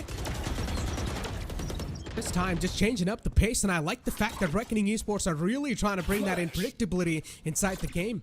With push-outs like that and plays like that, some rounds they're playing completely silent and pushed back, and then some rounds, that's what you get. Folks being cut away right off the bat, also missing out on that operator shot, not a good news. But Hirsch has got his back. So the trade is there. It's even Steven on the book so far, all good in the hood. Godsrain, but they're being held off the bay. The entrance is being denied for such a long time. So much time's being buffed. Trist also wins that duel. That was quite a key one. And now it's a 2-on-4. Next to impossible to do unless some miraculous plays happen right here. Oh, that's the miracle they were waiting for. 30 seconds. Surprise element available for Harsh, and Sai once again loved that situation. And yeah, he is the clutch master, but this is too tall of a task even for him. Reckoning once again just running away with a series of 3 rounds back to back. This team's managed to secure. Godsrain really are now going to start to question what exactly is going wrong for them. But yeah, Reckoning Esports, they're really on the lookout for any sort of stacks from the opponents. That's why they made a push out of the hookah area. But luckily enough for them, it worked out.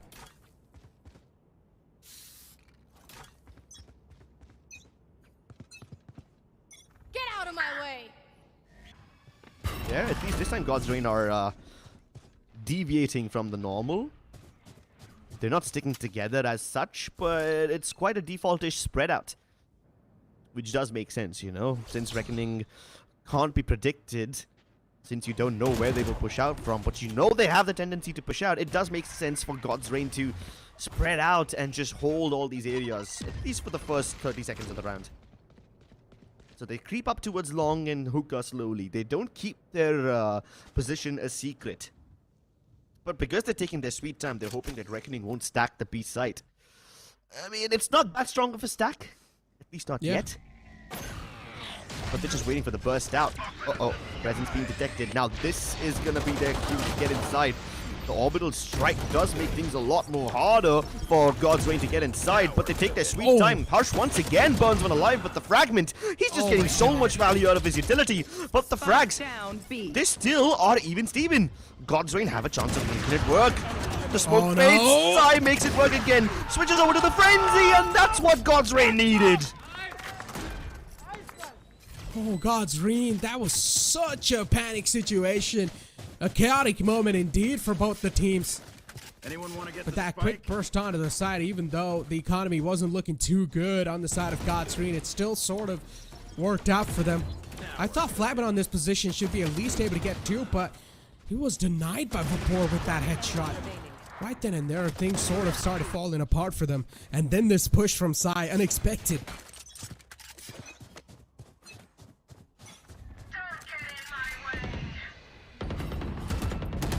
Now that's a Viper Spit committed very early on, shutting down one of these avenues.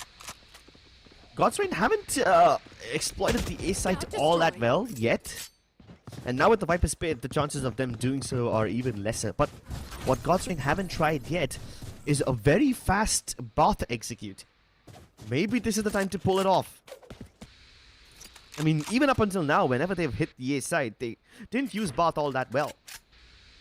Plus, the Toxin Screen setup that Reckoning are using this time doesn't really cover their approach in for a teleport crunch, right? So Godsrain at least don't have to worry about getting sandwiched in here. All the more reason for them to try this out. Take the orb. Once again, Godsrain not keeping the position a secret, and this gives away all the information that Reckoning need. Yeah, also uses the null command. Hirsch able to find the man who was trying to get the opening down. But then you see Reckoning Esports just able to get the stream of kills somehow. Any person that steps inside the site will die. And that's what Reckoning Esports are here to deliver. A stark message for the opponents. Good flash. Autumn flashed out as well. A lot of visual denying against Autumn, so the operator is not going to be able to strike back to its fullest potential. It's a 2-on-3 man advantage stacked up in the hands of Reckoning Esports. The stars are aligned too inside this round. But you can see Reckoning Esports, both these teams are really just playing it so disciplined. Not a lot of time left over, so they should be clear enough for Reckoning Esports that it's probably going to be a save. And yeah, Godsrain, no extra risks taken from them. Oh, Godsrain, their patience doesn't really give them what they want. They were hoping that by spending enough time towards B and just throwing in utility enough, making their presence known, will draw in the rotations from Godsrain, but draw in the rotations from Reckoning, but that just simply did not happen. And when Godsrain started to hit the Bath area, Reckoning saw that coming a mile away. Plus, because of the null command, Bibber could not deploy his smokes, so they just kind of had to walk in dry, right?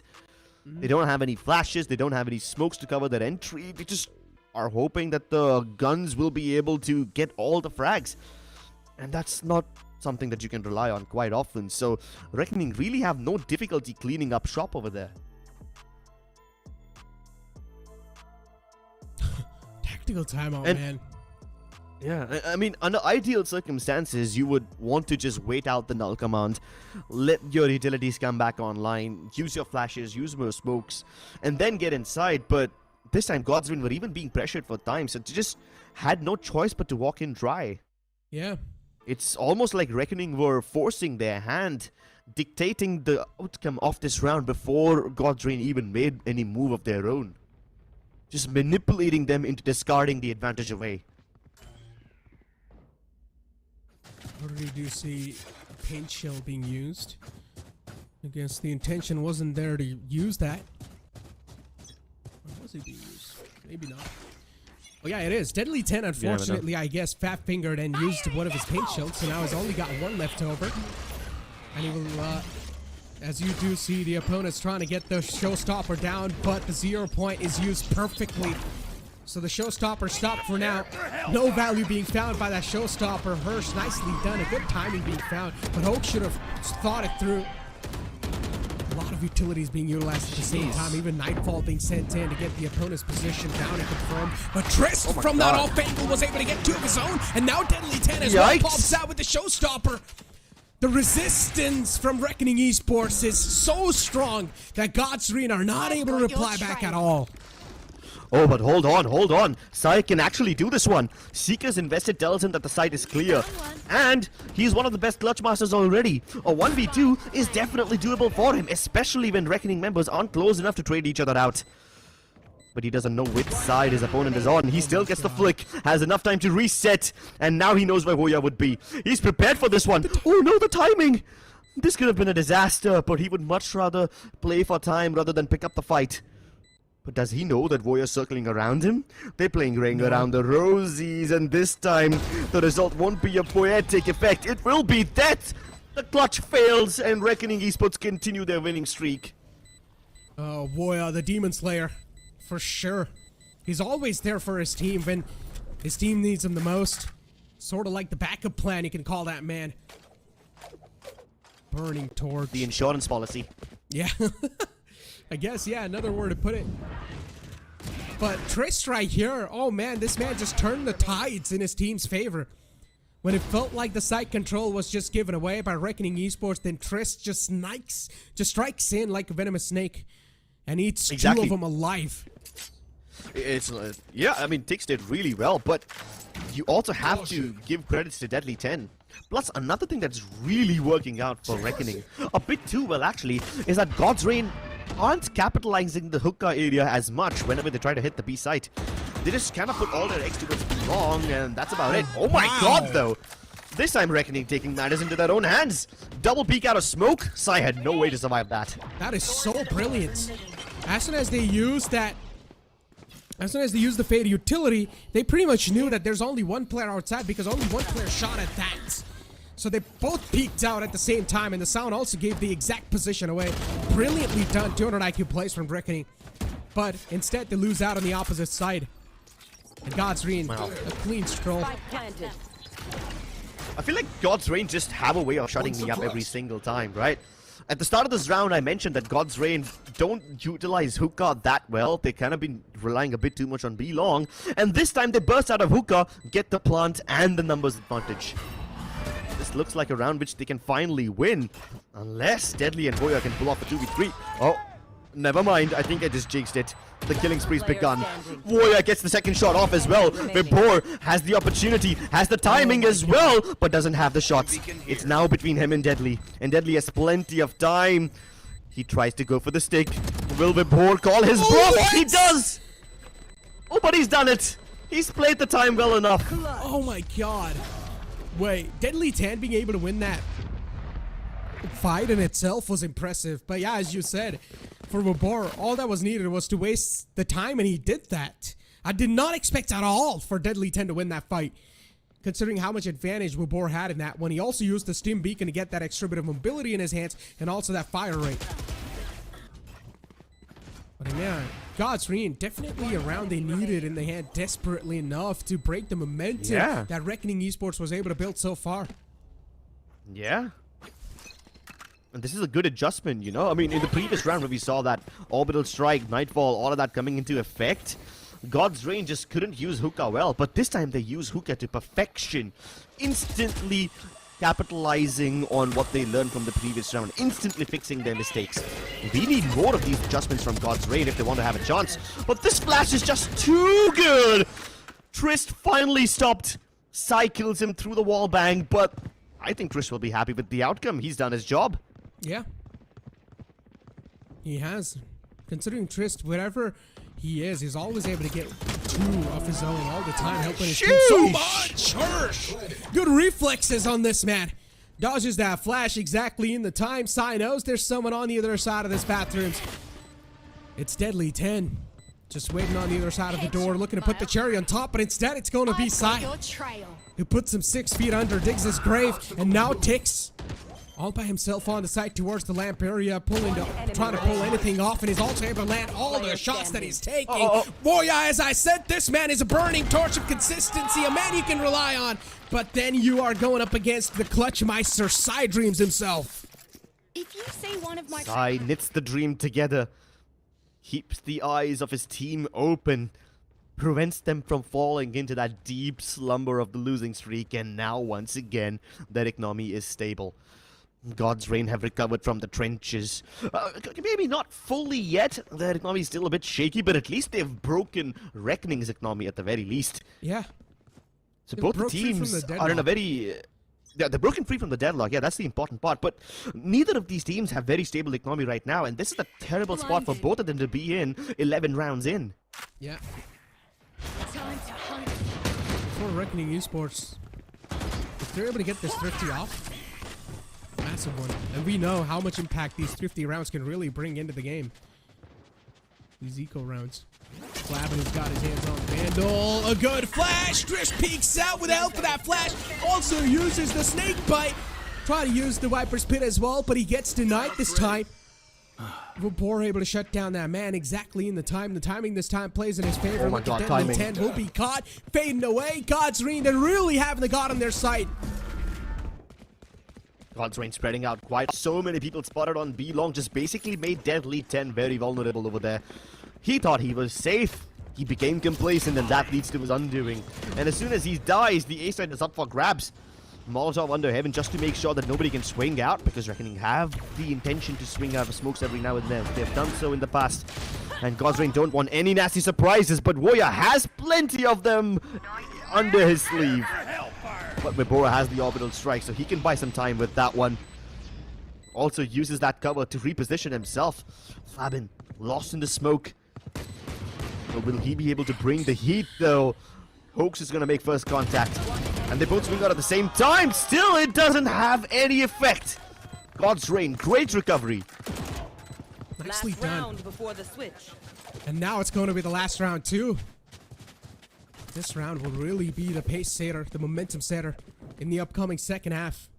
Flavin's also got his hands on the orbital strike, so he can try to at least get some map control back if it's taken away by the opponents. But as I said in the previous round, it's just really timing working in the favor of God's Reign for them. They were able to find 2 frags just off of the timing completely.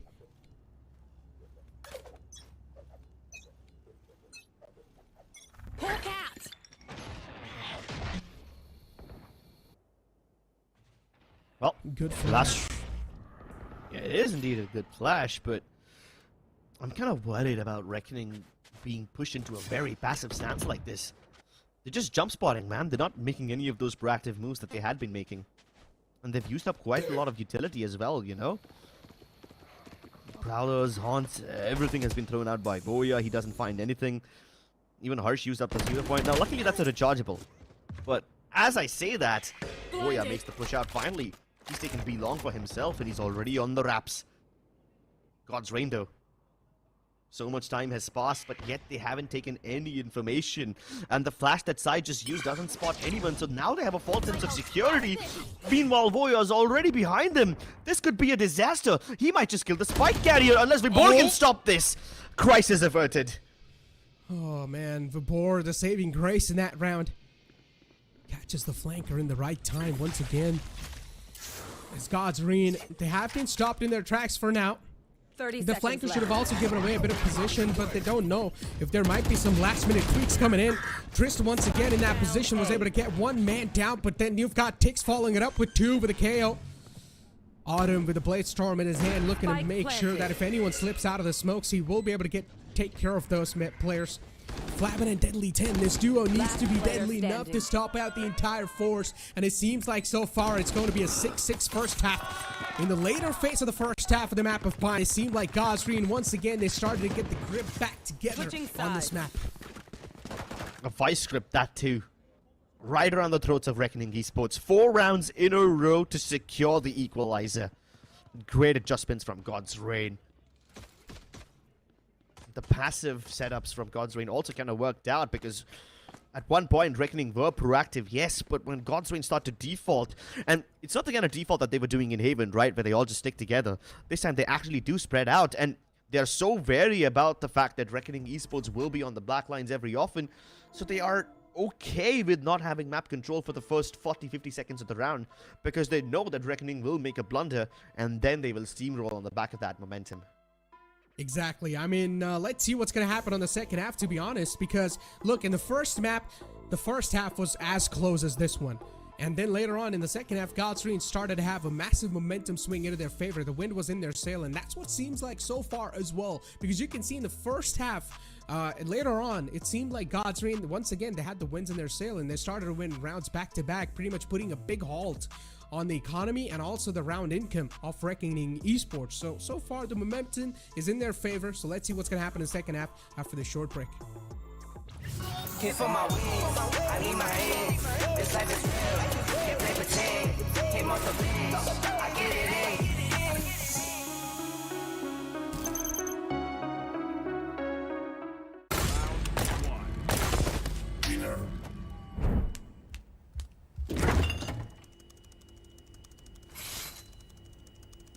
Bro, fridge meat के लिए, heat के लिए नहीं. Bro, this graphics card is making my frames drop. Come with me if you want to game.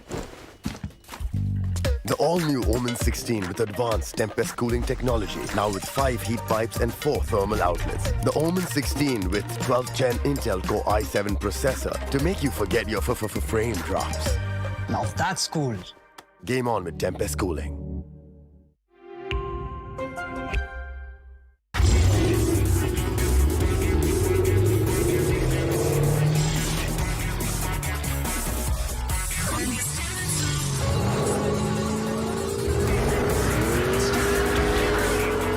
Presenting Hyundai i20 N-Line. It's time to play. Yes, I'm a Gen Z. Or should I say, the Gen Next. And I don't let fear hold me back from doing anything. I choose to move fearlessly through it all. Hey buddy, we need you to trim your beard for this next scene. What? Okay, fine, I'll admit it. I move fearlessly in most things, but I draw the line here. What if I Nico cut myself? Try this.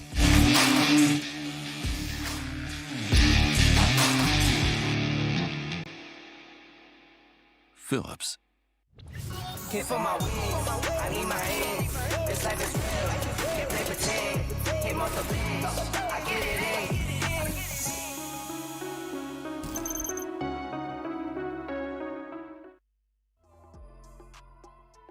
Welcome back, ladies and gentlemen, into the second half of the Decider map Bind. So far, the scoreline has been equal, but it does seem like that the momentum swing that is in the favor of God's Reign. Anything can happen, though. It's the second half, as the roles are going to be reversed, as the sides are going to be switched. Let's find out. Curiosity peaks as we look to crown one winner over here that will go ahead in this upper bracket. Oh, okay then. Hesitant to pick up the first fight. God's Reign will not be long, but the rotations are already inbound. Dix is on his way. The question is, will he get there in time? Currently, God's Reign have been locked out of the action. The smoke to his elbow just makes sure they can't take any shots. And even the paint shield just kind of pressures them away from any cheeky smoke frags. Plant will go down, but God's Reign are looking to go in for the retake before Reckoning can even get into these post-plant positions. And so far, all the kills are going in their favor. God's Reign, don't let them catch a break. Don't let them get the positions. Flabbin left by his own devices. There's just way too many players in front of him. Way too many bodies. I really want to know the pistol stats, right? I feel like so far, Reckoning is the one who's been really dominant inside the series when it comes to the pistol rounds. I wish I could, I wish I remembered every single, maps, pistol rounds, who won it, who not, but... If yeah, only, if only our memory was as sharp as we want it to be. Only, man. Yes, well, in the future, AIs will be there to help us out. So... Oh, yeah. It's not going to be concerned for a long time, Crips. We're good.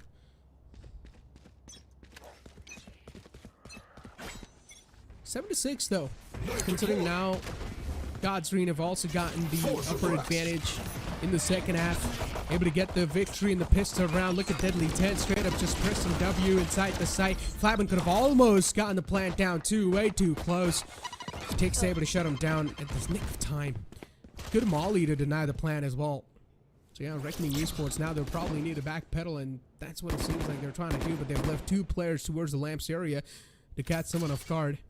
Look at Hirsch and Trist. They're rerouting all the way towards bathrooms, but Vabor is a man who's watching it so keenly.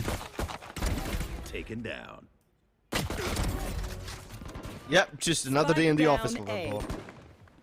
Keeping the momentum, making sure he doesn't lose any weapons, or he can lose too much HP for that matter.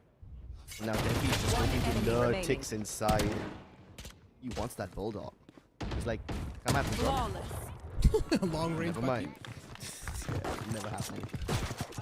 Well, at least God's Reign keep it clean, right? At least they will have a nice bonus round going into the third one.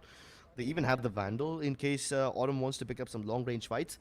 So I'm assuming he's just gonna peek out towards B long or something, keep that range to his advantage.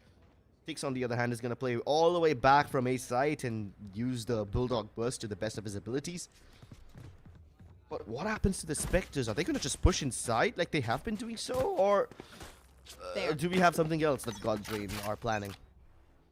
And keep in mind that because there are light shields available on Revenant Esports, these Spectres actually have a chance of winning these duels. I know that Reckoning take a lot of inspiration from Loud and the American and the EMEA teams, and Fnatic was kind of the team that really just brought that whole half shield meta into this whole thing. But the one time where half shield aren't effective is when your opponents have inferior weaponry, and this time God's Ring don't even need the weaponry. They just jump in via teleporters, instant kill onto Flabbin, and now that's one less controller available. No smokes towards the B side, so Reckoning will have to fight this one man oh man, and Warrior's up for the challenge. Indeed he is. Just nails him down with a haircut. More too, but the Spectre is able to line up so many players, 2 to go. How did Voya lose out in that duel? Did not connect his shots at all. Player standing. Look at Trist as well. Even he gets dealt with. The players are falling one after the other. It's a chain effect. Hirsch in the long range. We thought that he would be able to win that, but no. Reckoning Esports, they're getting dealt with so easily. That's exactly what I pointed out. The half shield meta is actually a good thing when your opponents have the same weaponry as you, but against Spectres it does get a little dicey. But then again, Reckoning didn't have much money to begin with, right? They didn't get a lot of kills in the first 2 rounds either, so they had no choice. And now, once again, they have to bear the brunt of having to eco in the 4th round. That is just a tragic way to start a half. Speaking of a tragic way, and you've got Reckoning Esports' coach. Oh my god, this guy's looking so aggressive, feeding that information. He's got a lot to say. No. This is comparison bias. You see, Gavin looks a lot more animated because there's Godspeed on the other side, and Godspeed is this really calm, really cool person. If you had Gavin sitting next to someone like, let's say, Vandalik from ASTER Army, then Vandalik would be the more animated one. So it's just comparison, you know? Yeah.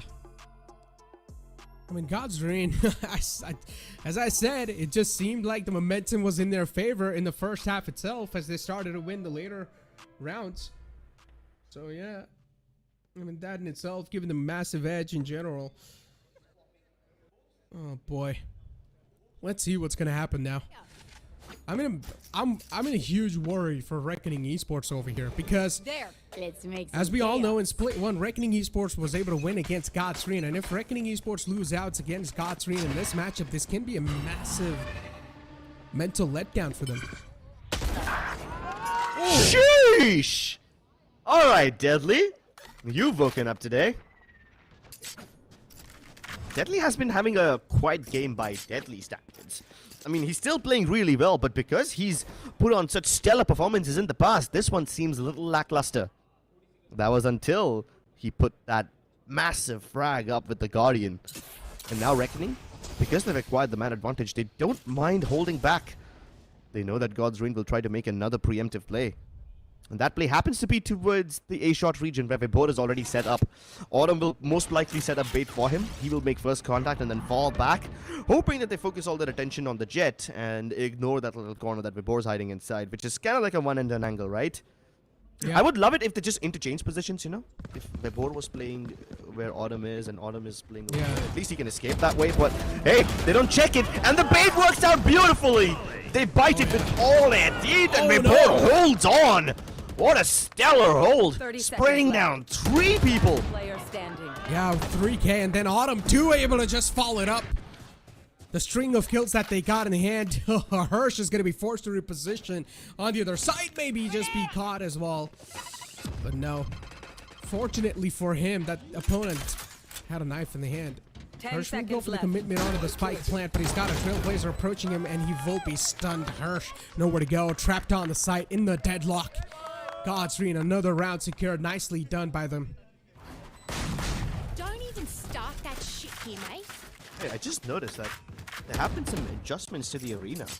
I mean, since I've not been there myself, I noticed a couple more Omen stalls in the background where you can just kind of try out their products. I didn't notice that before, but that's quite cool. But this bait, I mean, I somewhat saw it coming, and man, it worked out so beautifully, right?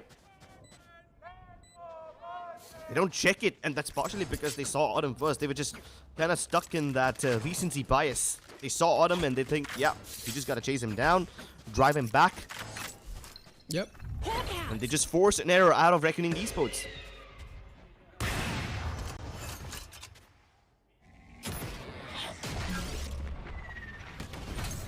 Autumn. The first shot was missed onto the player who's going for the contact.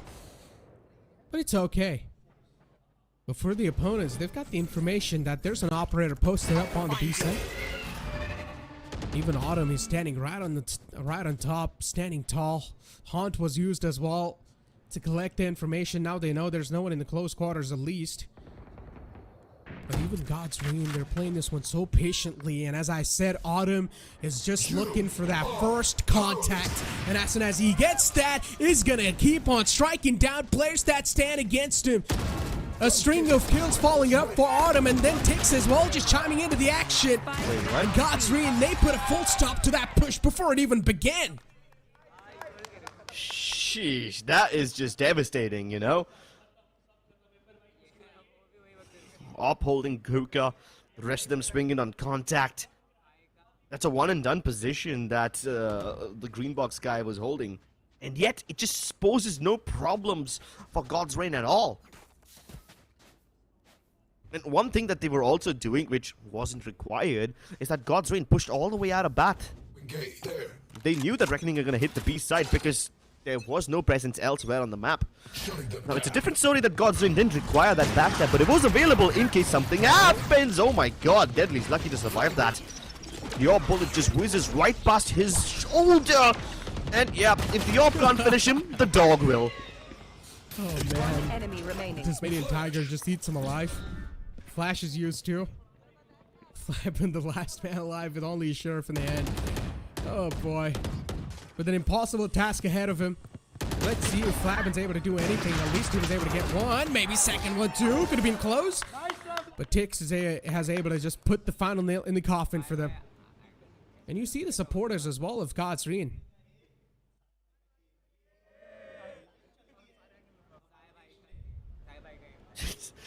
The stuff they write on their phones is so funny, dude.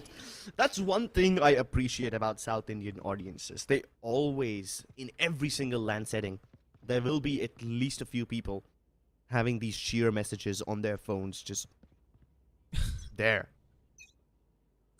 And sure, us as casters probably don't pay as much attention to all of that, but the audience, they will be definitely entertained with a lot of them. That's a very early commitment with Nightfall. Yeah. There's no stopper available in the hands of Deadly too. And even Orbital Strike still in the hands of Flavin.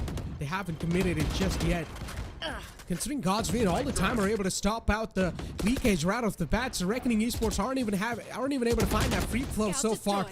And considering God's Reign are also on the map point, this is a massive problem for Reckoning Esports. No room for error at all. Every single step has to be for perfection. And Voya lines up both of them. Massive frags from that man. Yeah, but that's only one step in the right direction. They still have a mile to go. Many miles to go considering the overall scoreline. And Reckoning a white disaster for the time being. But Voya and Flabin have less combined HP than the rest of God's Reign. And even the stacks from God's Reign are available, you know? Uh-oh. Sai beat it out with the brawler, holding a one and done position, but he doesn't care, for he will spray them all down. He's enough. It finally takes a massive rocket from Deadly to stop his killing spree, but now he's got his back pins against the wall. He will have to traverse backwards to recover the spike, but first he will cover Tix's head with blood. Blasts it open. I have the spike. And Autumn will play this nicely and peacefully. Yeah, the time is running away too. 10 seconds left over. Gets the last second TP off as well, and now he knows that the rotation was probably pulled off towards the B site. Autumn, he will need to play for retake in this one, so he might as well just take his time in playing and thinking it out well enough. Make sure that there's no errors being done from that man. If Deadly 10 is able to swing his team back into action, it's going to be a free lifeline gifted away to Reckoning Esports, and I'm pretty sure they will try to make the most out of it.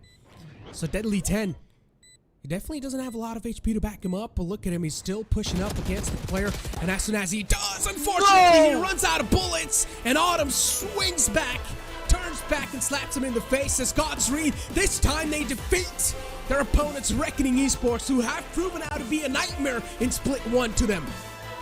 The exact revenge. And as the line says, Badla indeed. Reckoning beat them in Split 1 and God's Reign. The exact revenge over here. What a very unfortunate way for Deadly to lose that 1v1. He had Autumn bamboozled. He was looking in the wrong direction, but running out of bullets? That's the most tragic way you can lose a clutch. A heartbreak indeed. As God's Reign move on in the playoffs in the upper brackets. And Reckoning will be relegated to the lower. Still, they're not eliminated, as Crips said. Lower brackets is where it's all going to be at. Against Revenant Esports, Reckoning has played against them once in the past, in which they came through victorious. And Revenant Esports lost, but it was an all-three-mapper series. Ladies and gentlemen, it's time for us to push on to the stage for an interview. What a victory for God's Reign. Just like their name, they have rain, hell and fire. But you know what? I want to talk to the captain and also the MVP. Tix, can I have you here? Tix. Come on, join me on stage, brother. Clearly, you seem to have completed the revenge, don't you? Yeah. They said it wasn't an upset last time we met in playoffs, so thankfully we couldn't give them the upset again. So. Got it. But your players in Ascent were pretty much hitting all the targets, and it seemed like you and Autumn were just farming. Yeah. Well, we stepped up when it mattered most. We didn't step up last time, and their imports stepped up really well. But they're actually really, really good. Like, I can see them easily coming top 3. They're one of the best teams, if not the best team we've faced in Split 2. Now, Haven looked shaky, and you guys were losing a lot of First Bloods? Yeah. They played a really strong Haven, to be honest. We thought they may change something up, but they kept it pretty similar, and we were just not able to get any momentum or any of the swing rounds. But yeah, they played a really good Haven. I'll give them that. All right, big question. Is it safe to say that the Split 1 runners-up are now back at their top game? Look, we're not going to show any complacency. We're just going to take each round by each round as it is, and each game as it is, and we're just going to play each game to its own merit, and we'll go from there. Now, you are about to face ASTER, who are the Group B toppers. Any leaks? Yeah. It's just going to be a similar rematch again. We're looking forward to it. They said that we shouldn't have won the second map against them last time, and the first map against them last time. So I'm keen to show them the true God's Reign. Listen, I saw a lot of energy once you won. I mean, what did you say to all your fellow gamers? We just noticed that energy was getting down in some of the group stage games, so a big focus on us for this Split 2 and heading into playoffs was keeping that energy high during the officials, not letting the swing rounds get to us as much as they used to.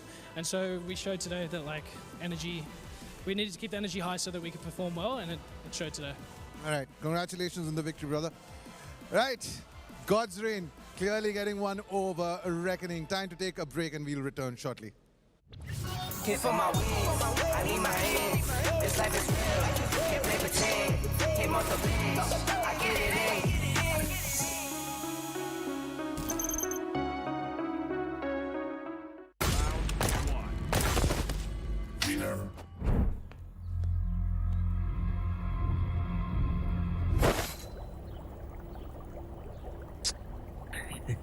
Bathtub नहाने के लिए है, laptop डुबाने के लिए नहीं है। भाई इसमें इतना ओपी प्रोसेसर है, पर कुछ प्रोसेस ही नहीं होता। तू मेरे साथ आ। ब्रो प्रोसेसर चलेगा तो गेम थोड़ी चलेगा।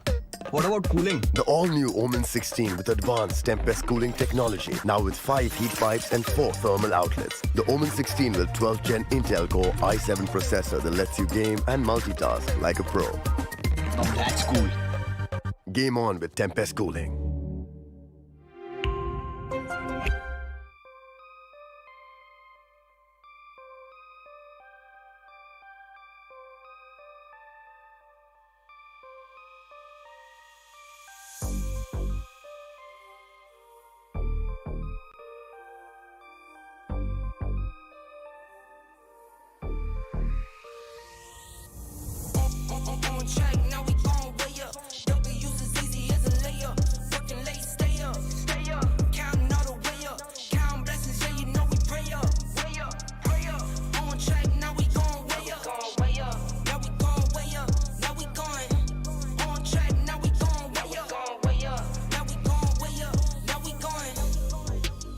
Same energy. Work on being better when I'm 70. Your drip is just a water spring. You know I drip different, just the 7 seas. I deal with life different, make that lemon squeeze. Went off for my style and identity. Better bounce back and get the cheddar cheese. I guess that's why they envy me. On track, now we gon' way up. W's as easy as a layup. Working late, stay up. Counting all the way up. Counting blessings, yeah, you know we pray up. Way up, pray up. On track, now we gon' way up. Now we gon' way up. Now we going. On track, now we gon' way up. Now we gon' way up. Now we going. I got his band like I'm Barry Bonds.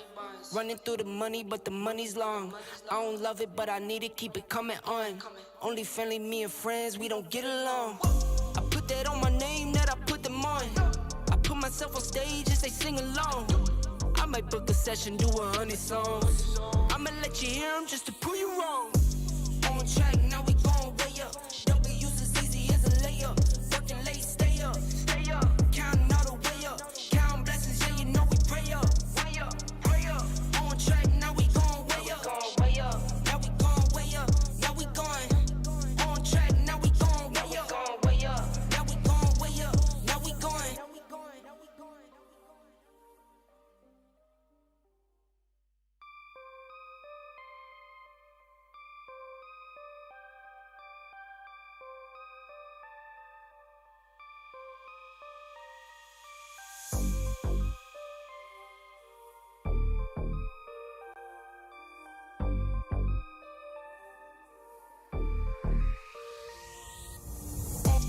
On track, now we gon' way up. W's as easy as a layup. Working late, stay up. Counting all the way up. Counting blessings, yeah, you know we pray up. Pray up. On track, now we gon' way up. Now we gon' way up. Now we going. On track, now we gon' way up. Now we gon' way up. Now we going. Keep the same energy.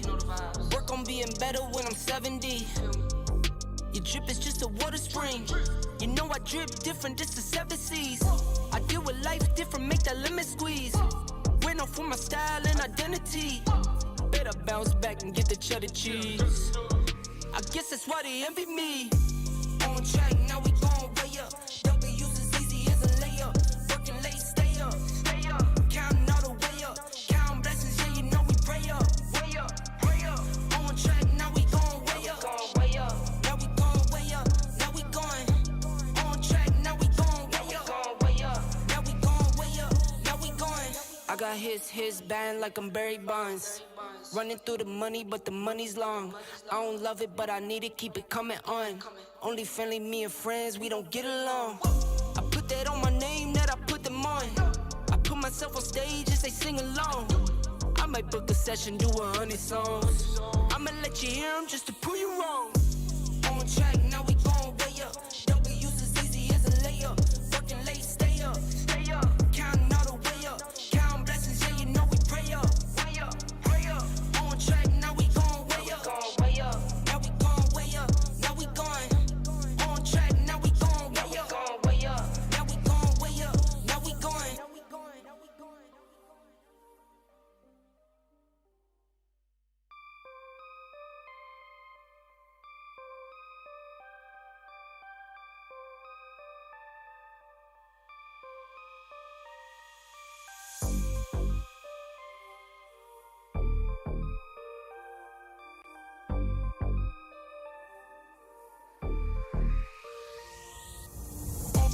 On track, now we gon' way up.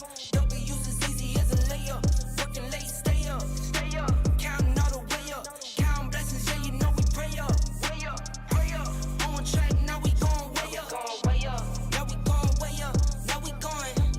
On track, now we gon' way up. Now we gon' way up. Now we going. Keep the same energy. Work on being better when I'm 70. Your drip is just a water spring. You know I drip different, this the 7 C's. I deal with life different, make that limit squeeze. Went off for my style and identity. Better bounce back and get the cheddar cheese. I guess that's why they envy me. On track, now we gon' way up. W's as easy as a layup. Working late, stay up. Counting all the way up. Counting blessings, yeah, you know we pray up. Pray up. On track, now we gon' way up. Now we gon' way up. Now we going. On track, now we gon' way up. Now we gon' way up. Now we going. I got his band like I'm Barry Bonds. Running through the money, but the money's long. I don't love it, but I need it, keep it coming on. Only friendly, me and friends, we don't get along. I put that on my name, that I put them on. I put myself on stage as they sing along. I might book a session, do 100 songs. I'ma let you hear them just to prove you wrong. On track, now we gon' way up. W's as easy as a layup. Working late, stay up. Counting all the way up. Counting blessings, yeah, you know we pray up. Pray up. On track, now we gon' way up. Now we gon' way up. Now we going. On track, now we gon' way up. Now we gon' way up. Now we going.